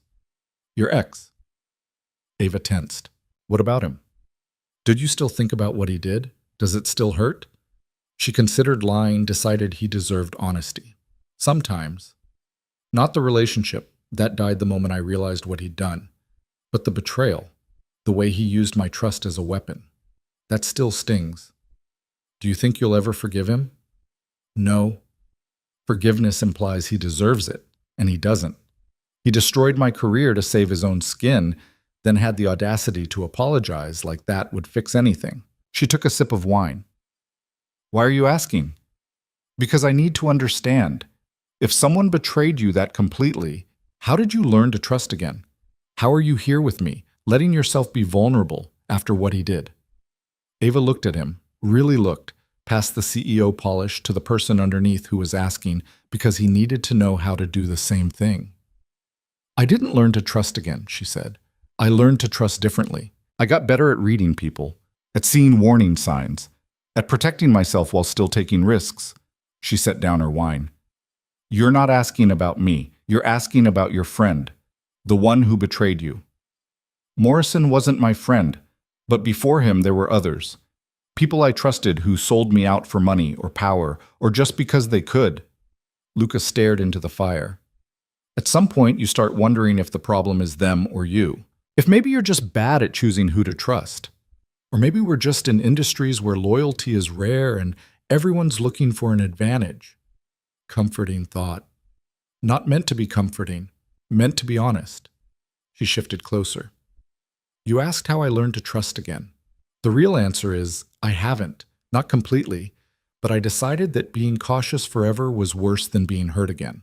So I take the risk, and I deal with the consequences if it goes wrong. Is that what I am? A risk? The biggest one I've taken in a long time. He kissed her then, slow and deliberate, tasting like wine in firelight. When they pulled apart, his hand came up to cup her face. I don't want to hurt you, he said quietly. Then don't. What if I do anyway? What if I screw this up or my work destroys it? Or then we'll deal with it, together or separately, but we'll deal. She covered his hand with hers. I'm not asking for guarantees, Luca. I'm just asking you to try. I can do that. They stayed at the lake house through Sunday, existing in a bubble where the real world couldn't reach them. No emails, no board meetings, no crisis management, just this. Learning each other in ways that had nothing to do with business. Sunday evening, driving back to the city, Ava felt the tension creeping back in. Tomorrow she'd face the board, sit in a room full of people who'd suspected her of betrayal, and accept their apologies with grace she wasn't sure she felt. "You'll be fine," Luca said, reading her mind. "They know Morrison was the leak. Your name is cleared." Knowing and believing are different things. Then make them believe. Walk in there like you own the room. Answer their questions. Show them you're not someone who folds under pressure. Is that what you do? Every single day. Monday morning arrived with cold rain and a knot in Ava's stomach that wouldn't loosen. She dressed in her most severe suit, pulled her hair back, and practiced neutral expressions in the mirror until she could look unbothered on command. Jennifer caught her in the hallway before the board meeting. "You ready for this?" she asked. "No, but I'm doing it anyway." "That's the spirit." Jennifer lowered her voice. "For what it's worth, most of the board feels like idiots for suspecting you. Morrison's arrest made them look bad, and they know it." "Good. Just don't let them see how angry you are. They don't like women who show teeth." The boardroom was exactly as she remembered. Glass walls, massive table, 12 people who controlled the company's future arranged like a tribunal. Luca sat at the head, expression neutral. He met her eyes briefly, a flicker of encouragement before the mask slid back into place. "Ms. Carter," said Margaret Reeves, the board chair. "Thank you for joining us. Please, sit." Ava sat. Reeves cleared her throat. "We asked you here to formally apologize for the suspicion that fell on you during the Morrison investigation. We now know you had nothing to do with the information leak, and we regret any distress our inquiries may have caused." "Understood," Ava said, keeping her voice level. "We also want to commend your work on the Cortland and Synthesis acquisitions. Your analysis has been exceptional, and Mr. Vance speaks very highly of your contributions." She didn't look at Luca. "Thank you." Another board member, an older man whose name she couldn't remember, leaned forward. "Given the circumstances, we'd understand if you wanted to transfer to a different department. No shame in it, fresh start and all that." There it was. The escape hatch, offered with corporate politeness. "I appreciate the offer," Ava said, "but I'm exactly where I want to be." Reeves smiled. "Excellent. Then we'll consider this matter closed." The meeting lasted another 20 minutes. Updates on Morrison's prosecution, discussion of his replacement, strategies for managing the press. Ava contributed when asked, stayed silent when appropriate, and walked out feeling like she'd survived an execution. Luca caught up with her at the elevator. "That went well," he said quietly. "They offered me a transfer." "I know.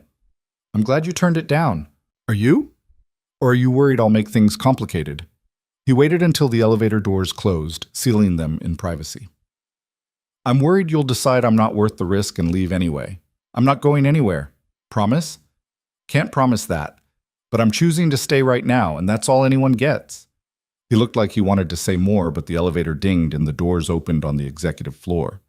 Back to performance, back to professional distance. The week settled into routine. Work, meetings, late nights at the office where she and Luca found excuses to collaborate that were half legitimate and half just wanting to be near each other. Patricia definitely knew something was happening, but kept it to herself with admirable discretion. Thursday afternoon, Ava was deep in financial projections when her phone rang. Unknown number. "Ava Carter," she answered.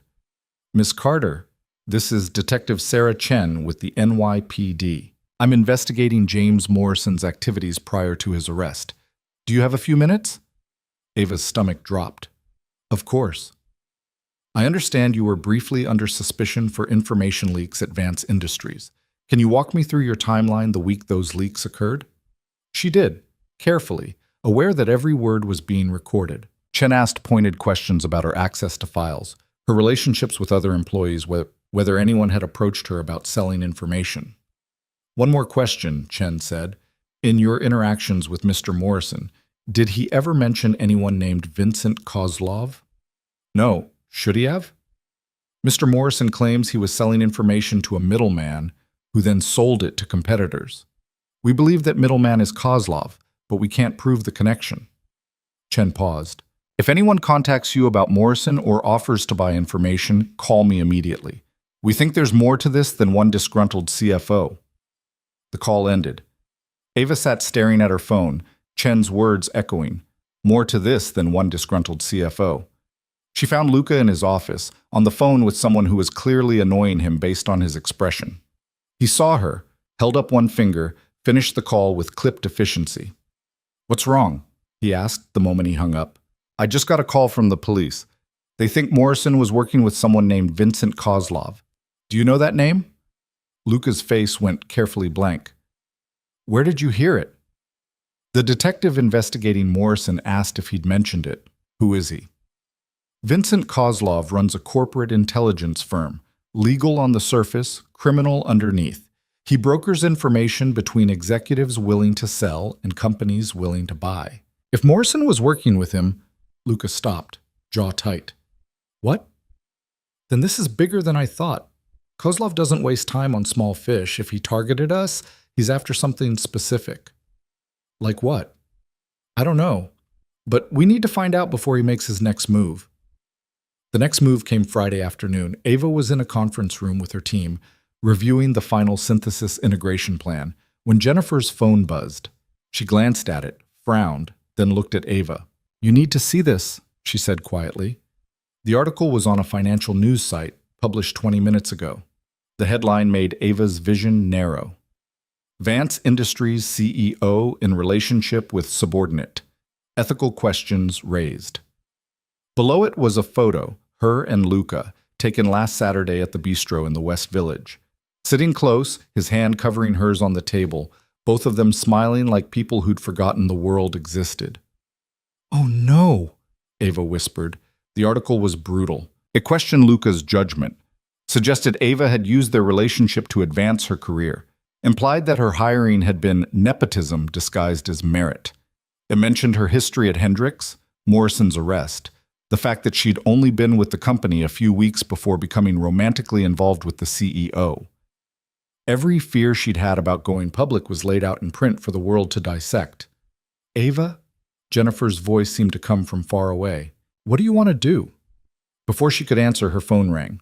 "Luca, don't read the comments," he said without preamble. "Too late." "My office, now." She made it 3 steps out of the conference room before the stairs started. People weren't subtle. They looked up from their computers, whispered to colleagues, watched her walk past with expressions ranging from curiosity to judgment.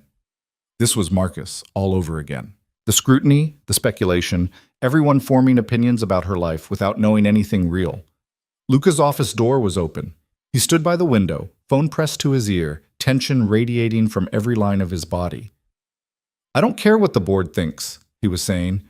"We're not issuing a statement that throws her under the bus to protect my reputation. Because she didn't do anything wrong. No, I won't end the relationship to make this go away." He hung up, turned to face her. "That was my lawyer," he said. "He wants us to release a statement claiming the relationship started after Morrison's arrest, that there was no conflict of interest, that everything was above board." "Was it?" "You know it wasn't. Saturday night was before you started working here. But we didn't get together until after. The timeline is defensible. I'm not lying about us to make the board comfortable." He crossed to her. "This is exactly what you were afraid would happen. I should have been more careful, should have made sure we weren't seen. We agreed to stop hiding, and now you're paying for it."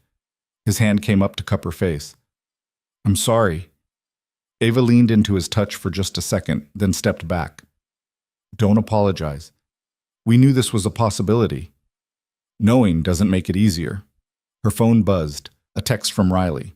"Call me right now." Another from her mother's old college friend, someone she hadn't spoken to in years. "Saw the news. Are you okay?" And one from a number she didn't recognize. "Guess you really did sleep your way to the top. Marcus was right about you." She shoved the phone in her pocket before Luca could see. "What do we do now?" she asked. "I tell the truth, that we met before you were hired, that we tried to maintain professional boundaries, that we failed because we're human and this is real." He moved back to his desk, pulled up something on his computer. "I'm drafting a statement for the board. Completely honest. No spin.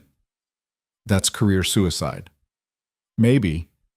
Or maybe it's the first time I've done something for the right reasons instead of the strategic ones. Luca, I'm not throwing you to the wolves, Ava. Not to save my reputation, not to please the board, not for anything. His eyes met hers. You were right when you said people will speculate. Let them. We know the truth. She wanted to argue, wanted to tell him he was being reckless, that honesty was admirable but stupid, that they needed to play the game better. Instead, she said, Okay, what do you need from me? Back me up. When the board comes calling, and they will, tell them exactly what happened, how we met, when we got involved, all of it. They'll ask if it affected my work. Did it? No, if anything, I worked harder to prove I deserved to be here. Then say that. The summons came within the hour. Emergency board meeting, Monday morning, both of them required to attend. The email from Reeves was polite but cold, making it clear this wasn't a request. Ava spent the weekend stress cleaning her apartment and ignoring calls from numbers she didn't recognize. The article had gone viral in business circles. Everyone with an opinion about workplace relationships felt compelled to share it. Some defended them, most didn't. Riley came over Saturday night with wine and righteous anger. I hate all of these people, she announced, flopping onto Ava's couch. You meet a guy, you fall for him, and suddenly it's everyone's business? It's bullshit. He's my boss, Riley. It is kind of everyone's business. He wasn't your boss when you met him. Doesn't matter. The optics are terrible. So what? You're going to end it to make strangers on the internet happy? Ava poured herself wine. I don't know what I'm going to do. Monday might make that decision for me. He'd fire you? The board might force him to, or transfer me, or restructure my role into irrelevance. She drank, felt the wine burn. I survived Marcus because I had no choice. This time, I'm choosing to walk into the disaster. Because you love him? The question hung in the air. Ava turned it over, examined it from every angle. I don't know, she said finally. Maybe. Or maybe I just love the person I get to be when I'm with him. Someone brave instead of cautious. Someone who takes risks instead of calculating every possible failure. That's still love, dummy, just a different kind. Sunday, Luca called. How are you holding up? He asked. I've been better. You? The board wants my head. 3 members have already called suggesting I resign to preserve the company's reputation. Are you going to? No, I built this company into what it is. I'm not walking away because I fell for someone they don't approve of. Ava's chest tightened. Luca, maybe you should consider it. If staying means destroying everything you've built, then I'll build something else. With you, if you'll have me. That's insane. Probably, but I'm done making decisions based on fear. He was quiet for a moment. Tomorrow, when we walk into that boardroom, I need you to know I'm with you. Whatever they decide, whatever consequences come, we face them together. Together, Ava repeated, testing the word. If you want that. She thought about Saturday night at the club, about the stranger who'd become everything, about all the ways this had already changed her. Yeah, she said, I want that. Monday morning felt apocalyptic. Ava dressed in armor again, severe suit, hair pulled back so tight it hurt, makeup that said don't mess with me. She met Luca in the lobby, and they rode the elevator up together in silence. The boardroom was full, all 12 members plus what looked like lawyers and HR representatives. Reeves sat at the head of the table like a judge about to deliver sentence. Mr. Vance, Miss Carter, she said. Please sit. They sat. I'm sure you both know why we're here, Reeves continued. This weekend's article has created a situation that requires immediate resolution. We need to understand the nature of your relationship, the timeline, and what steps you're taking to address the clear conflict of interest. Luca spoke before Ava could. The article is accurate. Ava and I are in a relationship. We met the Saturday before she started working here, didn't know each other's identities until her first day. We tried to maintain professional boundaries. We failed. When did the relationship become romantic? One of the lawyers asked. 3 weeks after she started. In San Francisco, during the synthesis assessment. And you didn't think to disclose this to HR? We should have. We didn't. That's on me, not Miss Carter. Reeves looked at Ava. Do you have anything to add? Ava met her gaze. Only that my work speaks for itself. The Cortland analysis, the synthesis pivot, everything I've contributed has been based on merit, not favoritism. Mr. Vance hasn't given me special treatment. If anything, he's held me to higher standards. Because he knew people would assume exactly what they're assuming now, another board member said, that you're sleeping your way to advancement. The words were designed to wound. Ava felt them land but refused to flinch. Let them assume, she said. I know what I've earned. The room erupted, board members talking over each other, lawyers referencing policies, HR representatives discussing protocols. Through it all, Luca stayed silent, his hand finding hers under the table. Finally, Reeves held up a hand for silence. Here's what's going to happen, she said. Ms. Carter, you'll be transferred to a different department effective immediately. No direct reporting relationship with Mr. Vance. You'll maintain your current salary and title, but your work will be supervised by someone else. And if I refuse? Ava asked. Then we'll be forced to terminate your employment. Those are your options. Ava looked at Luca. He looked back, and she could see the calculation in his eyes, weighing her career against their relationship, trying to figure out which move would hurt her less. She made the decision for him. I'll take the transfer, she said. Relief flickered across several faces. Luca's wasn't one of them. The relationship ends, Reeves added. Immediately. No contact outside of professional necessity. That's non-negotiable. No, Luca said. Everyone turned to stare. Excuse me? Reeves said. No, you can transfer Ava to eliminate the reporting conflict, but you don't get to dictate my personal life. Luca stood. I'm the CEO. I've tripled this company's value in 3 years. I've made every one of you wealthier than you were when I started.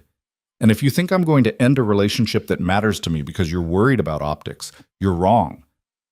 Mr. Vance, I'm not finished. His voice cut through the room like a blade. Ava Carter is one of the most talented analysts this company has ever hired. She's proven herself repeatedly, often while being scrutinized in ways none of you would tolerate. And if you force her to choose between her career and her personal life, you'll lose her. Maybe not today, but eventually. Because talented people don't stay where they're not valued. He looked at Ava. I'm not asking you to quit. I'm not asking you to choose. I'm asking the board to recognize that we're adults capable of maintaining professional boundaries while also having personal lives. Silence stretched. Then one of the younger board members, someone Ava barely knew, spoke up. He's right. We can't control relationships between employees who don't have direct authority over each other. Transfer Ms. Carter, document that there's no conflict, and move on. It sets a precedent, the lawyer protested. So does forcing out talented people because their personal lives make us uncomfortable, the board member countered. The debate raged for another 30 minutes. In the end, pragmatism won. Ava would transfer to the development team, report to someone named Catherine Park, and maintain strict professional boundaries with Luca during work hours. The relationship could continue, but any appearance of favoritism would result in immediate termination. It wasn't what either of them wanted, but it was survival. They left the boardroom together, walked to the elevator in silence. When the doors closed, sealing them alone, Ava finally let out the breath she'd been holding. That was horrible, Luca finished. I'm sorry. I thought honesty would be enough. It was. We're still here, aren't we? Barely. He leaned against the wall. This is my fault. I should have been more careful, should have thought about how it would look. Stop. She turned to face him. We both made choices. We both knew the risks, and we're both still choosing this, even after everything. Are we? I am. Are you? He pulled her close, kissed her hard enough to erase doubt. When they broke apart, he rested his forehead against hers. I told the board I wouldn't give you up, he said. I meant it. Even if it costs you? Even then. The elevator dinged. They stepped apart as the doors opened, back into their separate roles. Ava spent the afternoon meeting her new supervisor. Catherine Park turned out to be sharp, efficient, and refreshingly uninterested in office gossip. They discussed Ava's transfer, her ongoing projects, expectations going forward. I don't care who you're dating, Catherine said bluntly. I care if you can do the work. Can you? Yes. Then we'll get along fine. By the time Ava left the office, exhaustion had settled into her bones. She wanted to call Luca, wanted to process everything that had happened, but the new rules meant maintaining distance. No contact outside professional necessity. Her phone buzzed as she reached the street. A text from an unknown number. You survived round 1. Impressive. But this isn't over. Kozlov doesn't give up easily. Ice flooded her veins. She read it again, trying to make sense of it. Another message appeared. Watch your back, Ms. Carter, and warn your boyfriend. He's playing a game he doesn't understand. She called Luca immediately. I just got a threat, she said when he answered. Someone mentioning Kozlov. What did it say? She read him the messages, heard his sharp intake of breath. Forward them to me. Then call Detective Chen. Right now. Luca, what's going on? I think Morrison wasn't the real target. I think someone's been using him to get to me, and now they're escalating. Why? I don't know yet, but we're going to find out. Ava forwarded the messages, called Chen, filed a report that felt inadequate against the creeping dread in her chest. By the time she got home, it was past 8, and her hands were shaking. Another text, this one from Luca. Security detail is being assigned to you. Don't argue. I'm not taking chances with your safety. She wanted to protest, wanted to say she didn't need protection, but the messages had been clear. This was bigger than a workplace romance scandal, bigger than boardroom politics. This was dangerous. And for the first time since Saturday night at the club, Ava wondered if taking this risk had been the biggest mistake of her life. The security detail showed up at 6 the next morning, a woman named Torres who looked like she could break bones without breaking a sweat.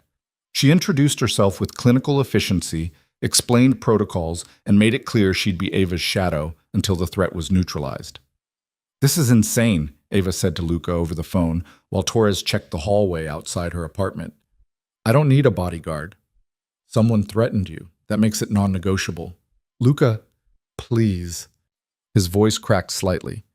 Just let me do this one thing. Let me know you're safe.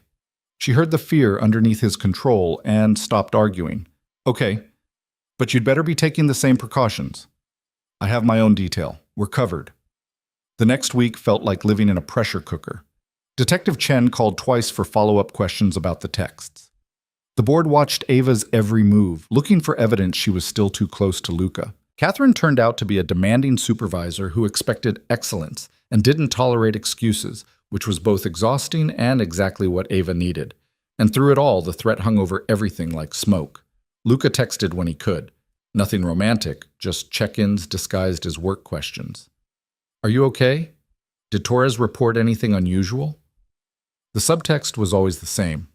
I'm worried about you, and I can't do anything about it. Thursday afternoon, Ava was in Catherine's office reviewing projections when her phone buzzed. Detective Chen. We've made progress, Chen said.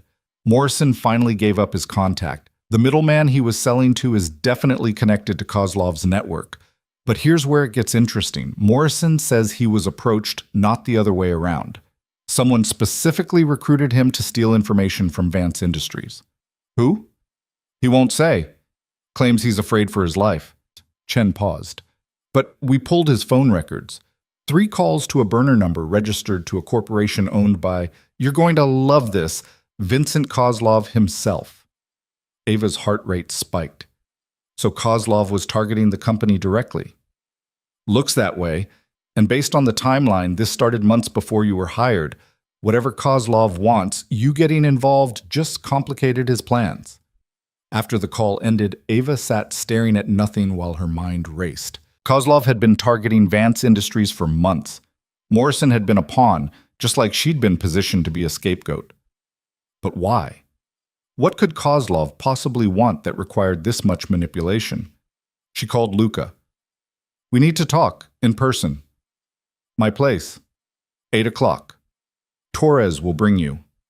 His apartment was in Tribeca, all exposed brick and floor-to-ceiling windows with views that made her office look like a closet. She'd never been here before, had deliberately avoided it because of the intimacy it implied. But tonight, standing in his living room while he poured wine with hands that shook slightly, the space felt necessary. Chen told me about Morrison, he said, handing her a glass. Kozlov recruited him specifically. This whole thing was orchestrated. But why? What does Kozlov gain from destabilizing your company? Luka moved to the window, stared out at the city. 3 months ago, we started acquisition talks with a defense contractor called Meridian Systems. Cutting-edge technology, government contracts, massive potential, but the due diligence uncovered something, evidence that Meridian was selling tech to unauthorized buyers. We walked away, reported it to federal authorities. And Kozlov was involved? I didn't know it then. But Meridian's CFO? He resigned 2 weeks later and disappeared.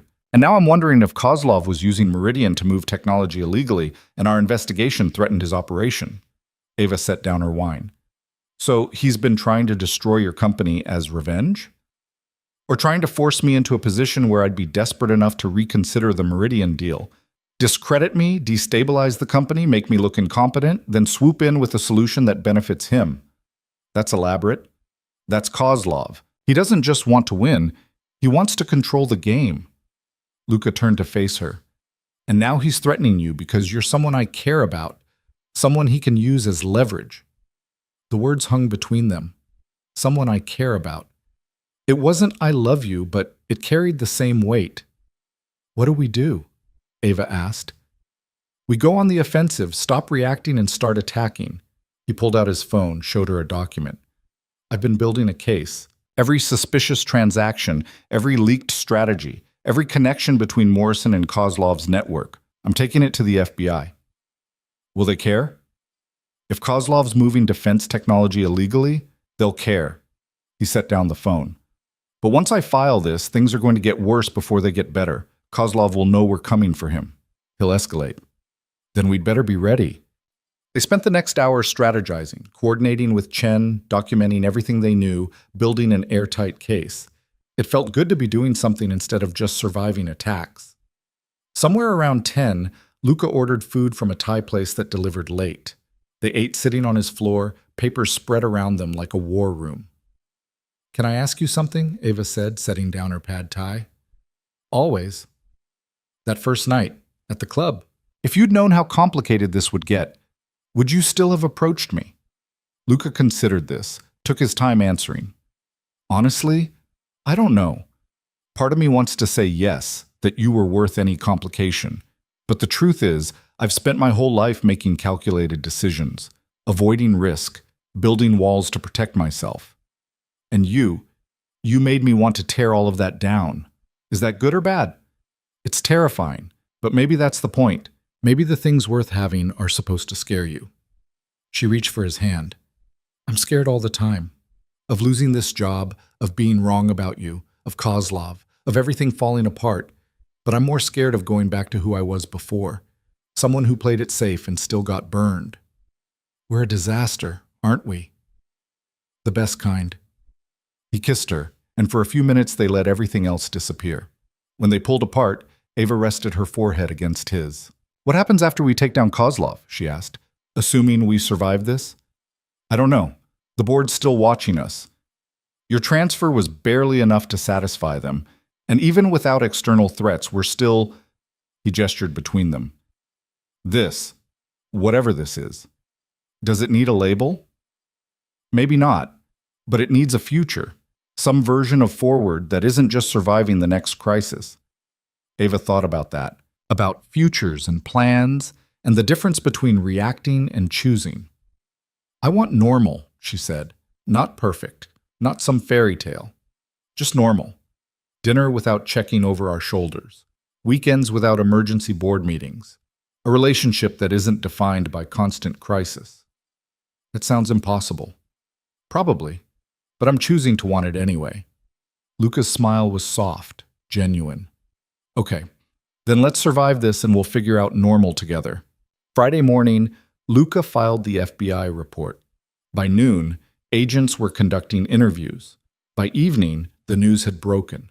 Federal investigation into illegal technology transfer, corporate espionage, names that made Ava's hands shake when she saw them in print. Kozlov's name wasn't mentioned, but the threat arrived within hours. This time it came to Luka directly. An envelope delivered to his office, no return address. Inside was a single photograph, Ava leaving her apartment building, Torres visible in the background, and a note in typed block letters. Back off, or she pays. Torres intercepted Luca's call before he could reach Ava. She's secure, Torres said. Already moved her to a safe location. But boss, we've got a problem. Someone followed us this morning. Professional tale, probably checking our patterns. Where is she? Can't tell you that. Protocol. But she's protected. Ava's phone buzzed minutes later. A text from a number she didn't recognize. Don't panic. Torres has me somewhere safe. Can't say where. Trust her. She wanted to call him, wanted to hear his voice and know he was okay. But Torres had confiscated her phone, leaving her with a burner that had exactly 3 contacts: Torres, Detective Chen, and emergency services. The safe house was a nondescript apartment in Queens, the kind of place that disappeared into its neighborhood. Torres stayed by the door, weapon visible, expression locked. How long do I have to stay here? Ava asked. Until the threat's neutralized. Torres checked her phone. Chen says the FBI's moving fast. Could be days. Could be weeks. Days turned into a weekend that felt like a month. Ava paced the small apartment, read the news on Torres's tablet, and tried not to think about what Luca was facing alone. Sunday evening, Chen called. We've got movement, she said. FBI raided 3 locations connected to Kozlov's network. Seized servers, arrested 4 people. Kozlov himself is in the wind, but they're close. How close? Close enough that you should stay where you are until they confirm he's in custody. Monday morning, Torres's phone rang at 6. She answered, listened, her expression shifting from alert to satisfied. They got him, she said when she hung up. FBI picked up Kozlov at a private airfield trying to flee the country. He's in custody. Relief hit Ava so hard her knees went weak. It's over? The immediate threat is, but there'll be trials, testimony, months of legal process. You're safe to go home, but stay vigilant. Torres drove her back to Manhattan. Ava's apartment felt foreign after days away. Too quiet, too exposed. She checked every room twice before allowing herself to relax. Her real phone had 43 messages.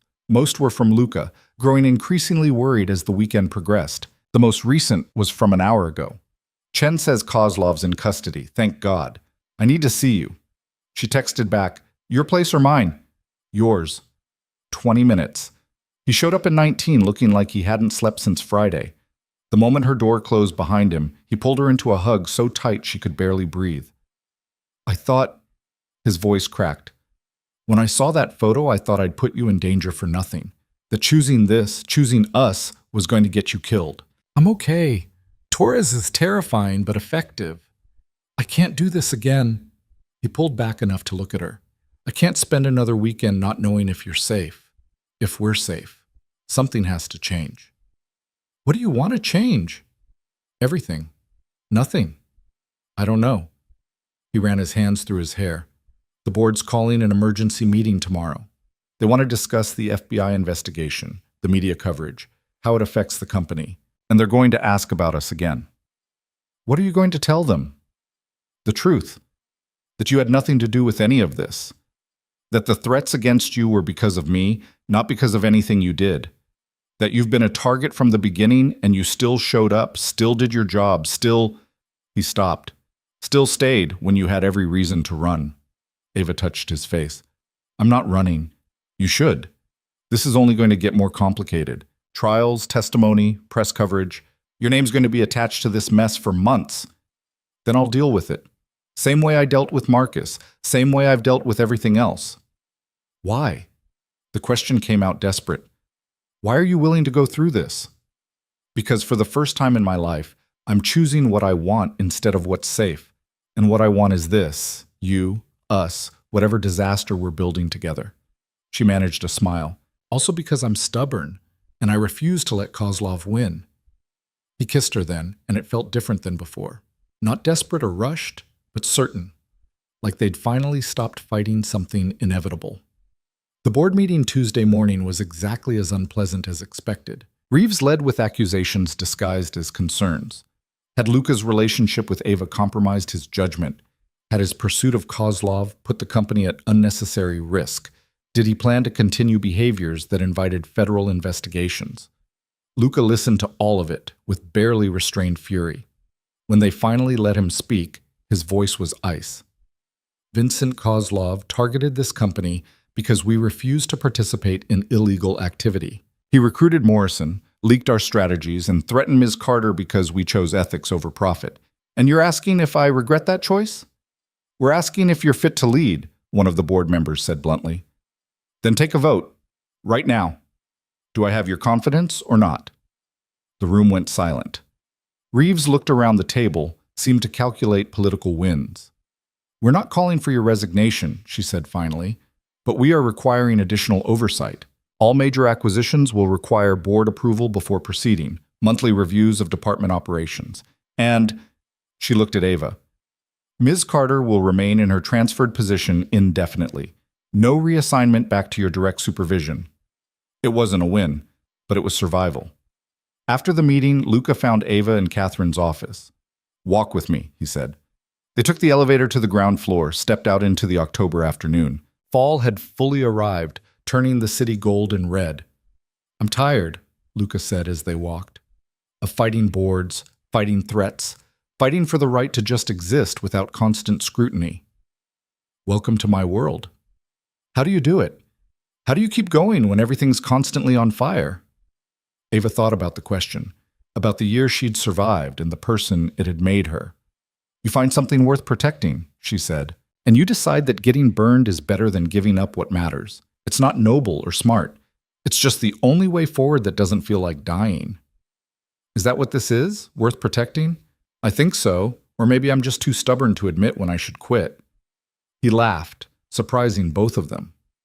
We're definitely a disaster. The best kind, she repeated, echoing their earlier conversation. They walked for blocks without destination, just moving through the city like normal people having a normal relationship. No bodyguards today.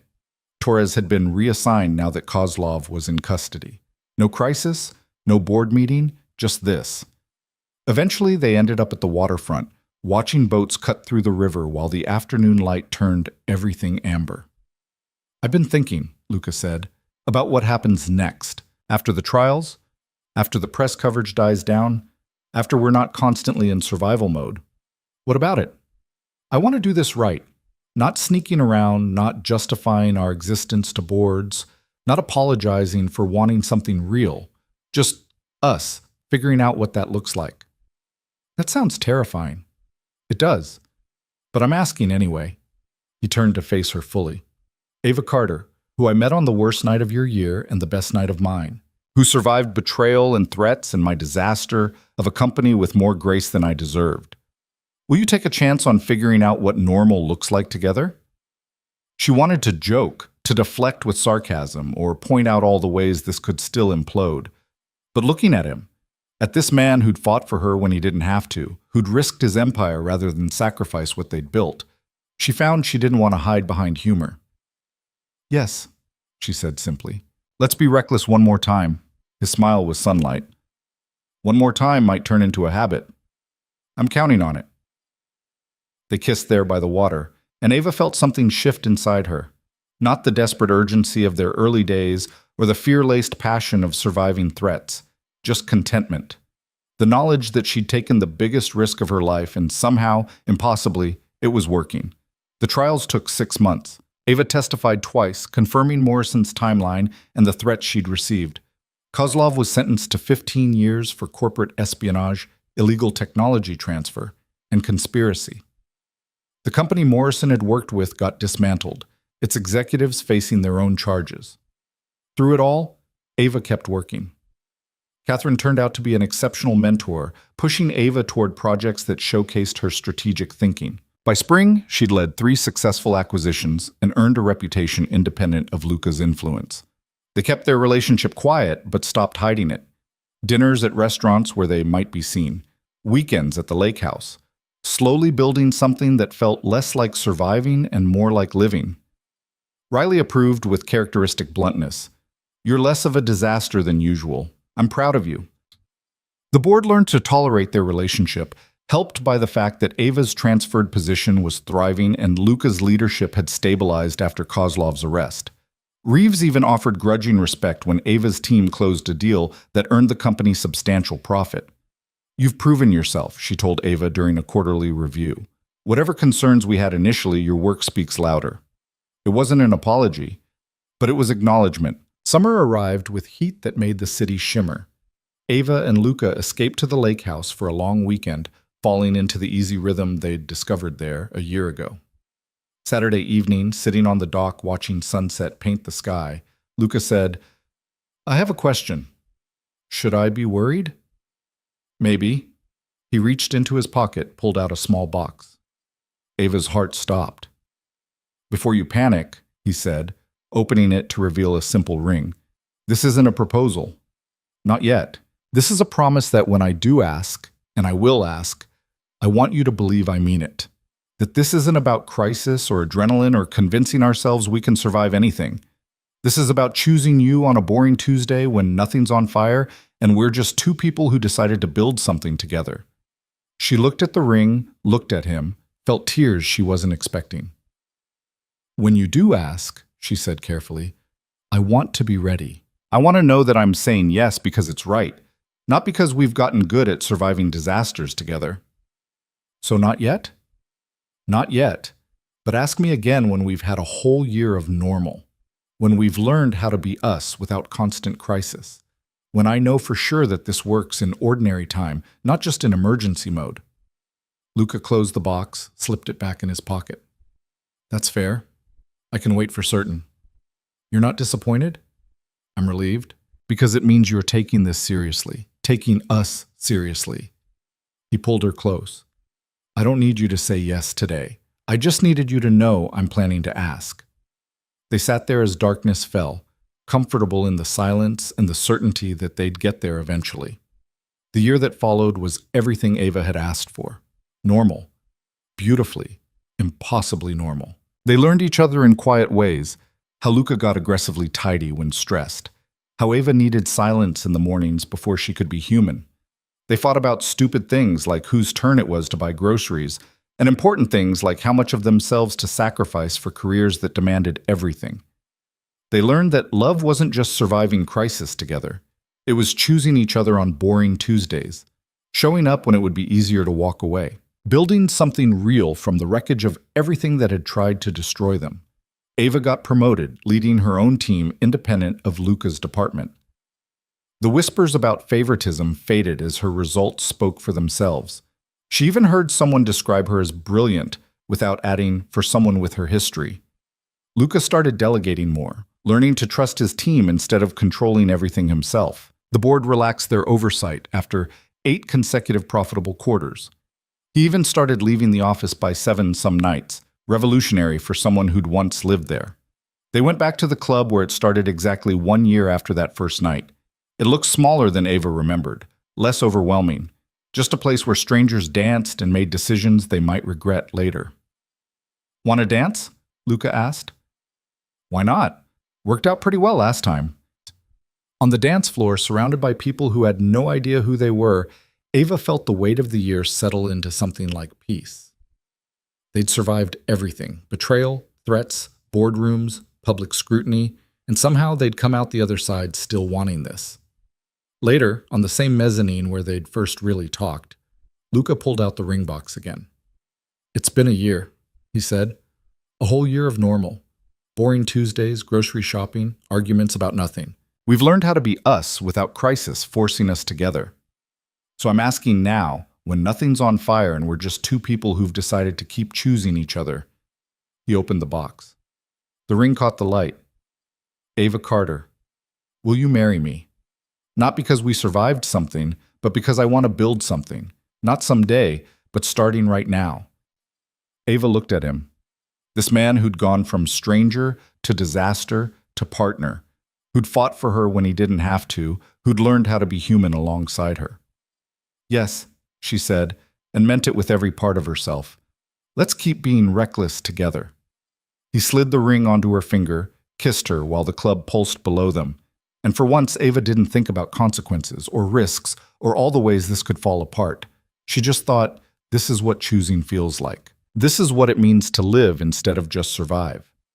They married 6 months later in a ceremony that was small and perfect. Riley cried through the entire thing. The board sent expensive gifts and polite congratulations. Patricia told them she'd known from the first day and was glad they'd finally figured it out. Ava kept her job, kept her name, kept building a career that was hers. Luca kept leading his empire, kept taking risks, kept proving that sometimes the best decisions were the ones that looked reckless from the outside.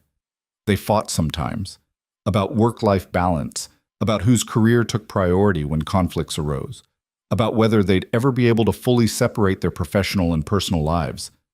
But they also laughed. Built a life that wasn't defined by crisis or survival, but by choice. Learned that the real victory wasn't avoiding disaster, it was finding someone worth surviving disasters with.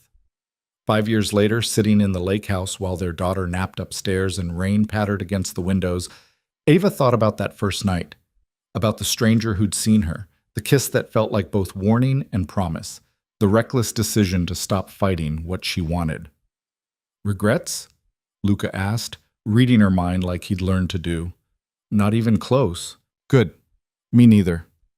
Their daughter woke up crying and they both went to her, two people who'd learned that life wasn't about avoiding chaos. It was about finding someone you trusted in the middle of it, someone who'd stand in the wreckage with you and still see the possibility of something beautiful. Ava had spent a year running from betrayal, convinced that safety meant avoiding risk. But the truth was simpler and harder. Safety wasn't about avoiding pain. It was about trusting yourself to survive it, about choosing people worth the gamble, work worth the sacrifice, a life worth the fear of losing it. She'd kissed a stranger in a club and accidentally built a future. Not perfect, not smooth, not anything like she'd planned, but real, earned, hers. And in the end, that was more than enough. It was everything.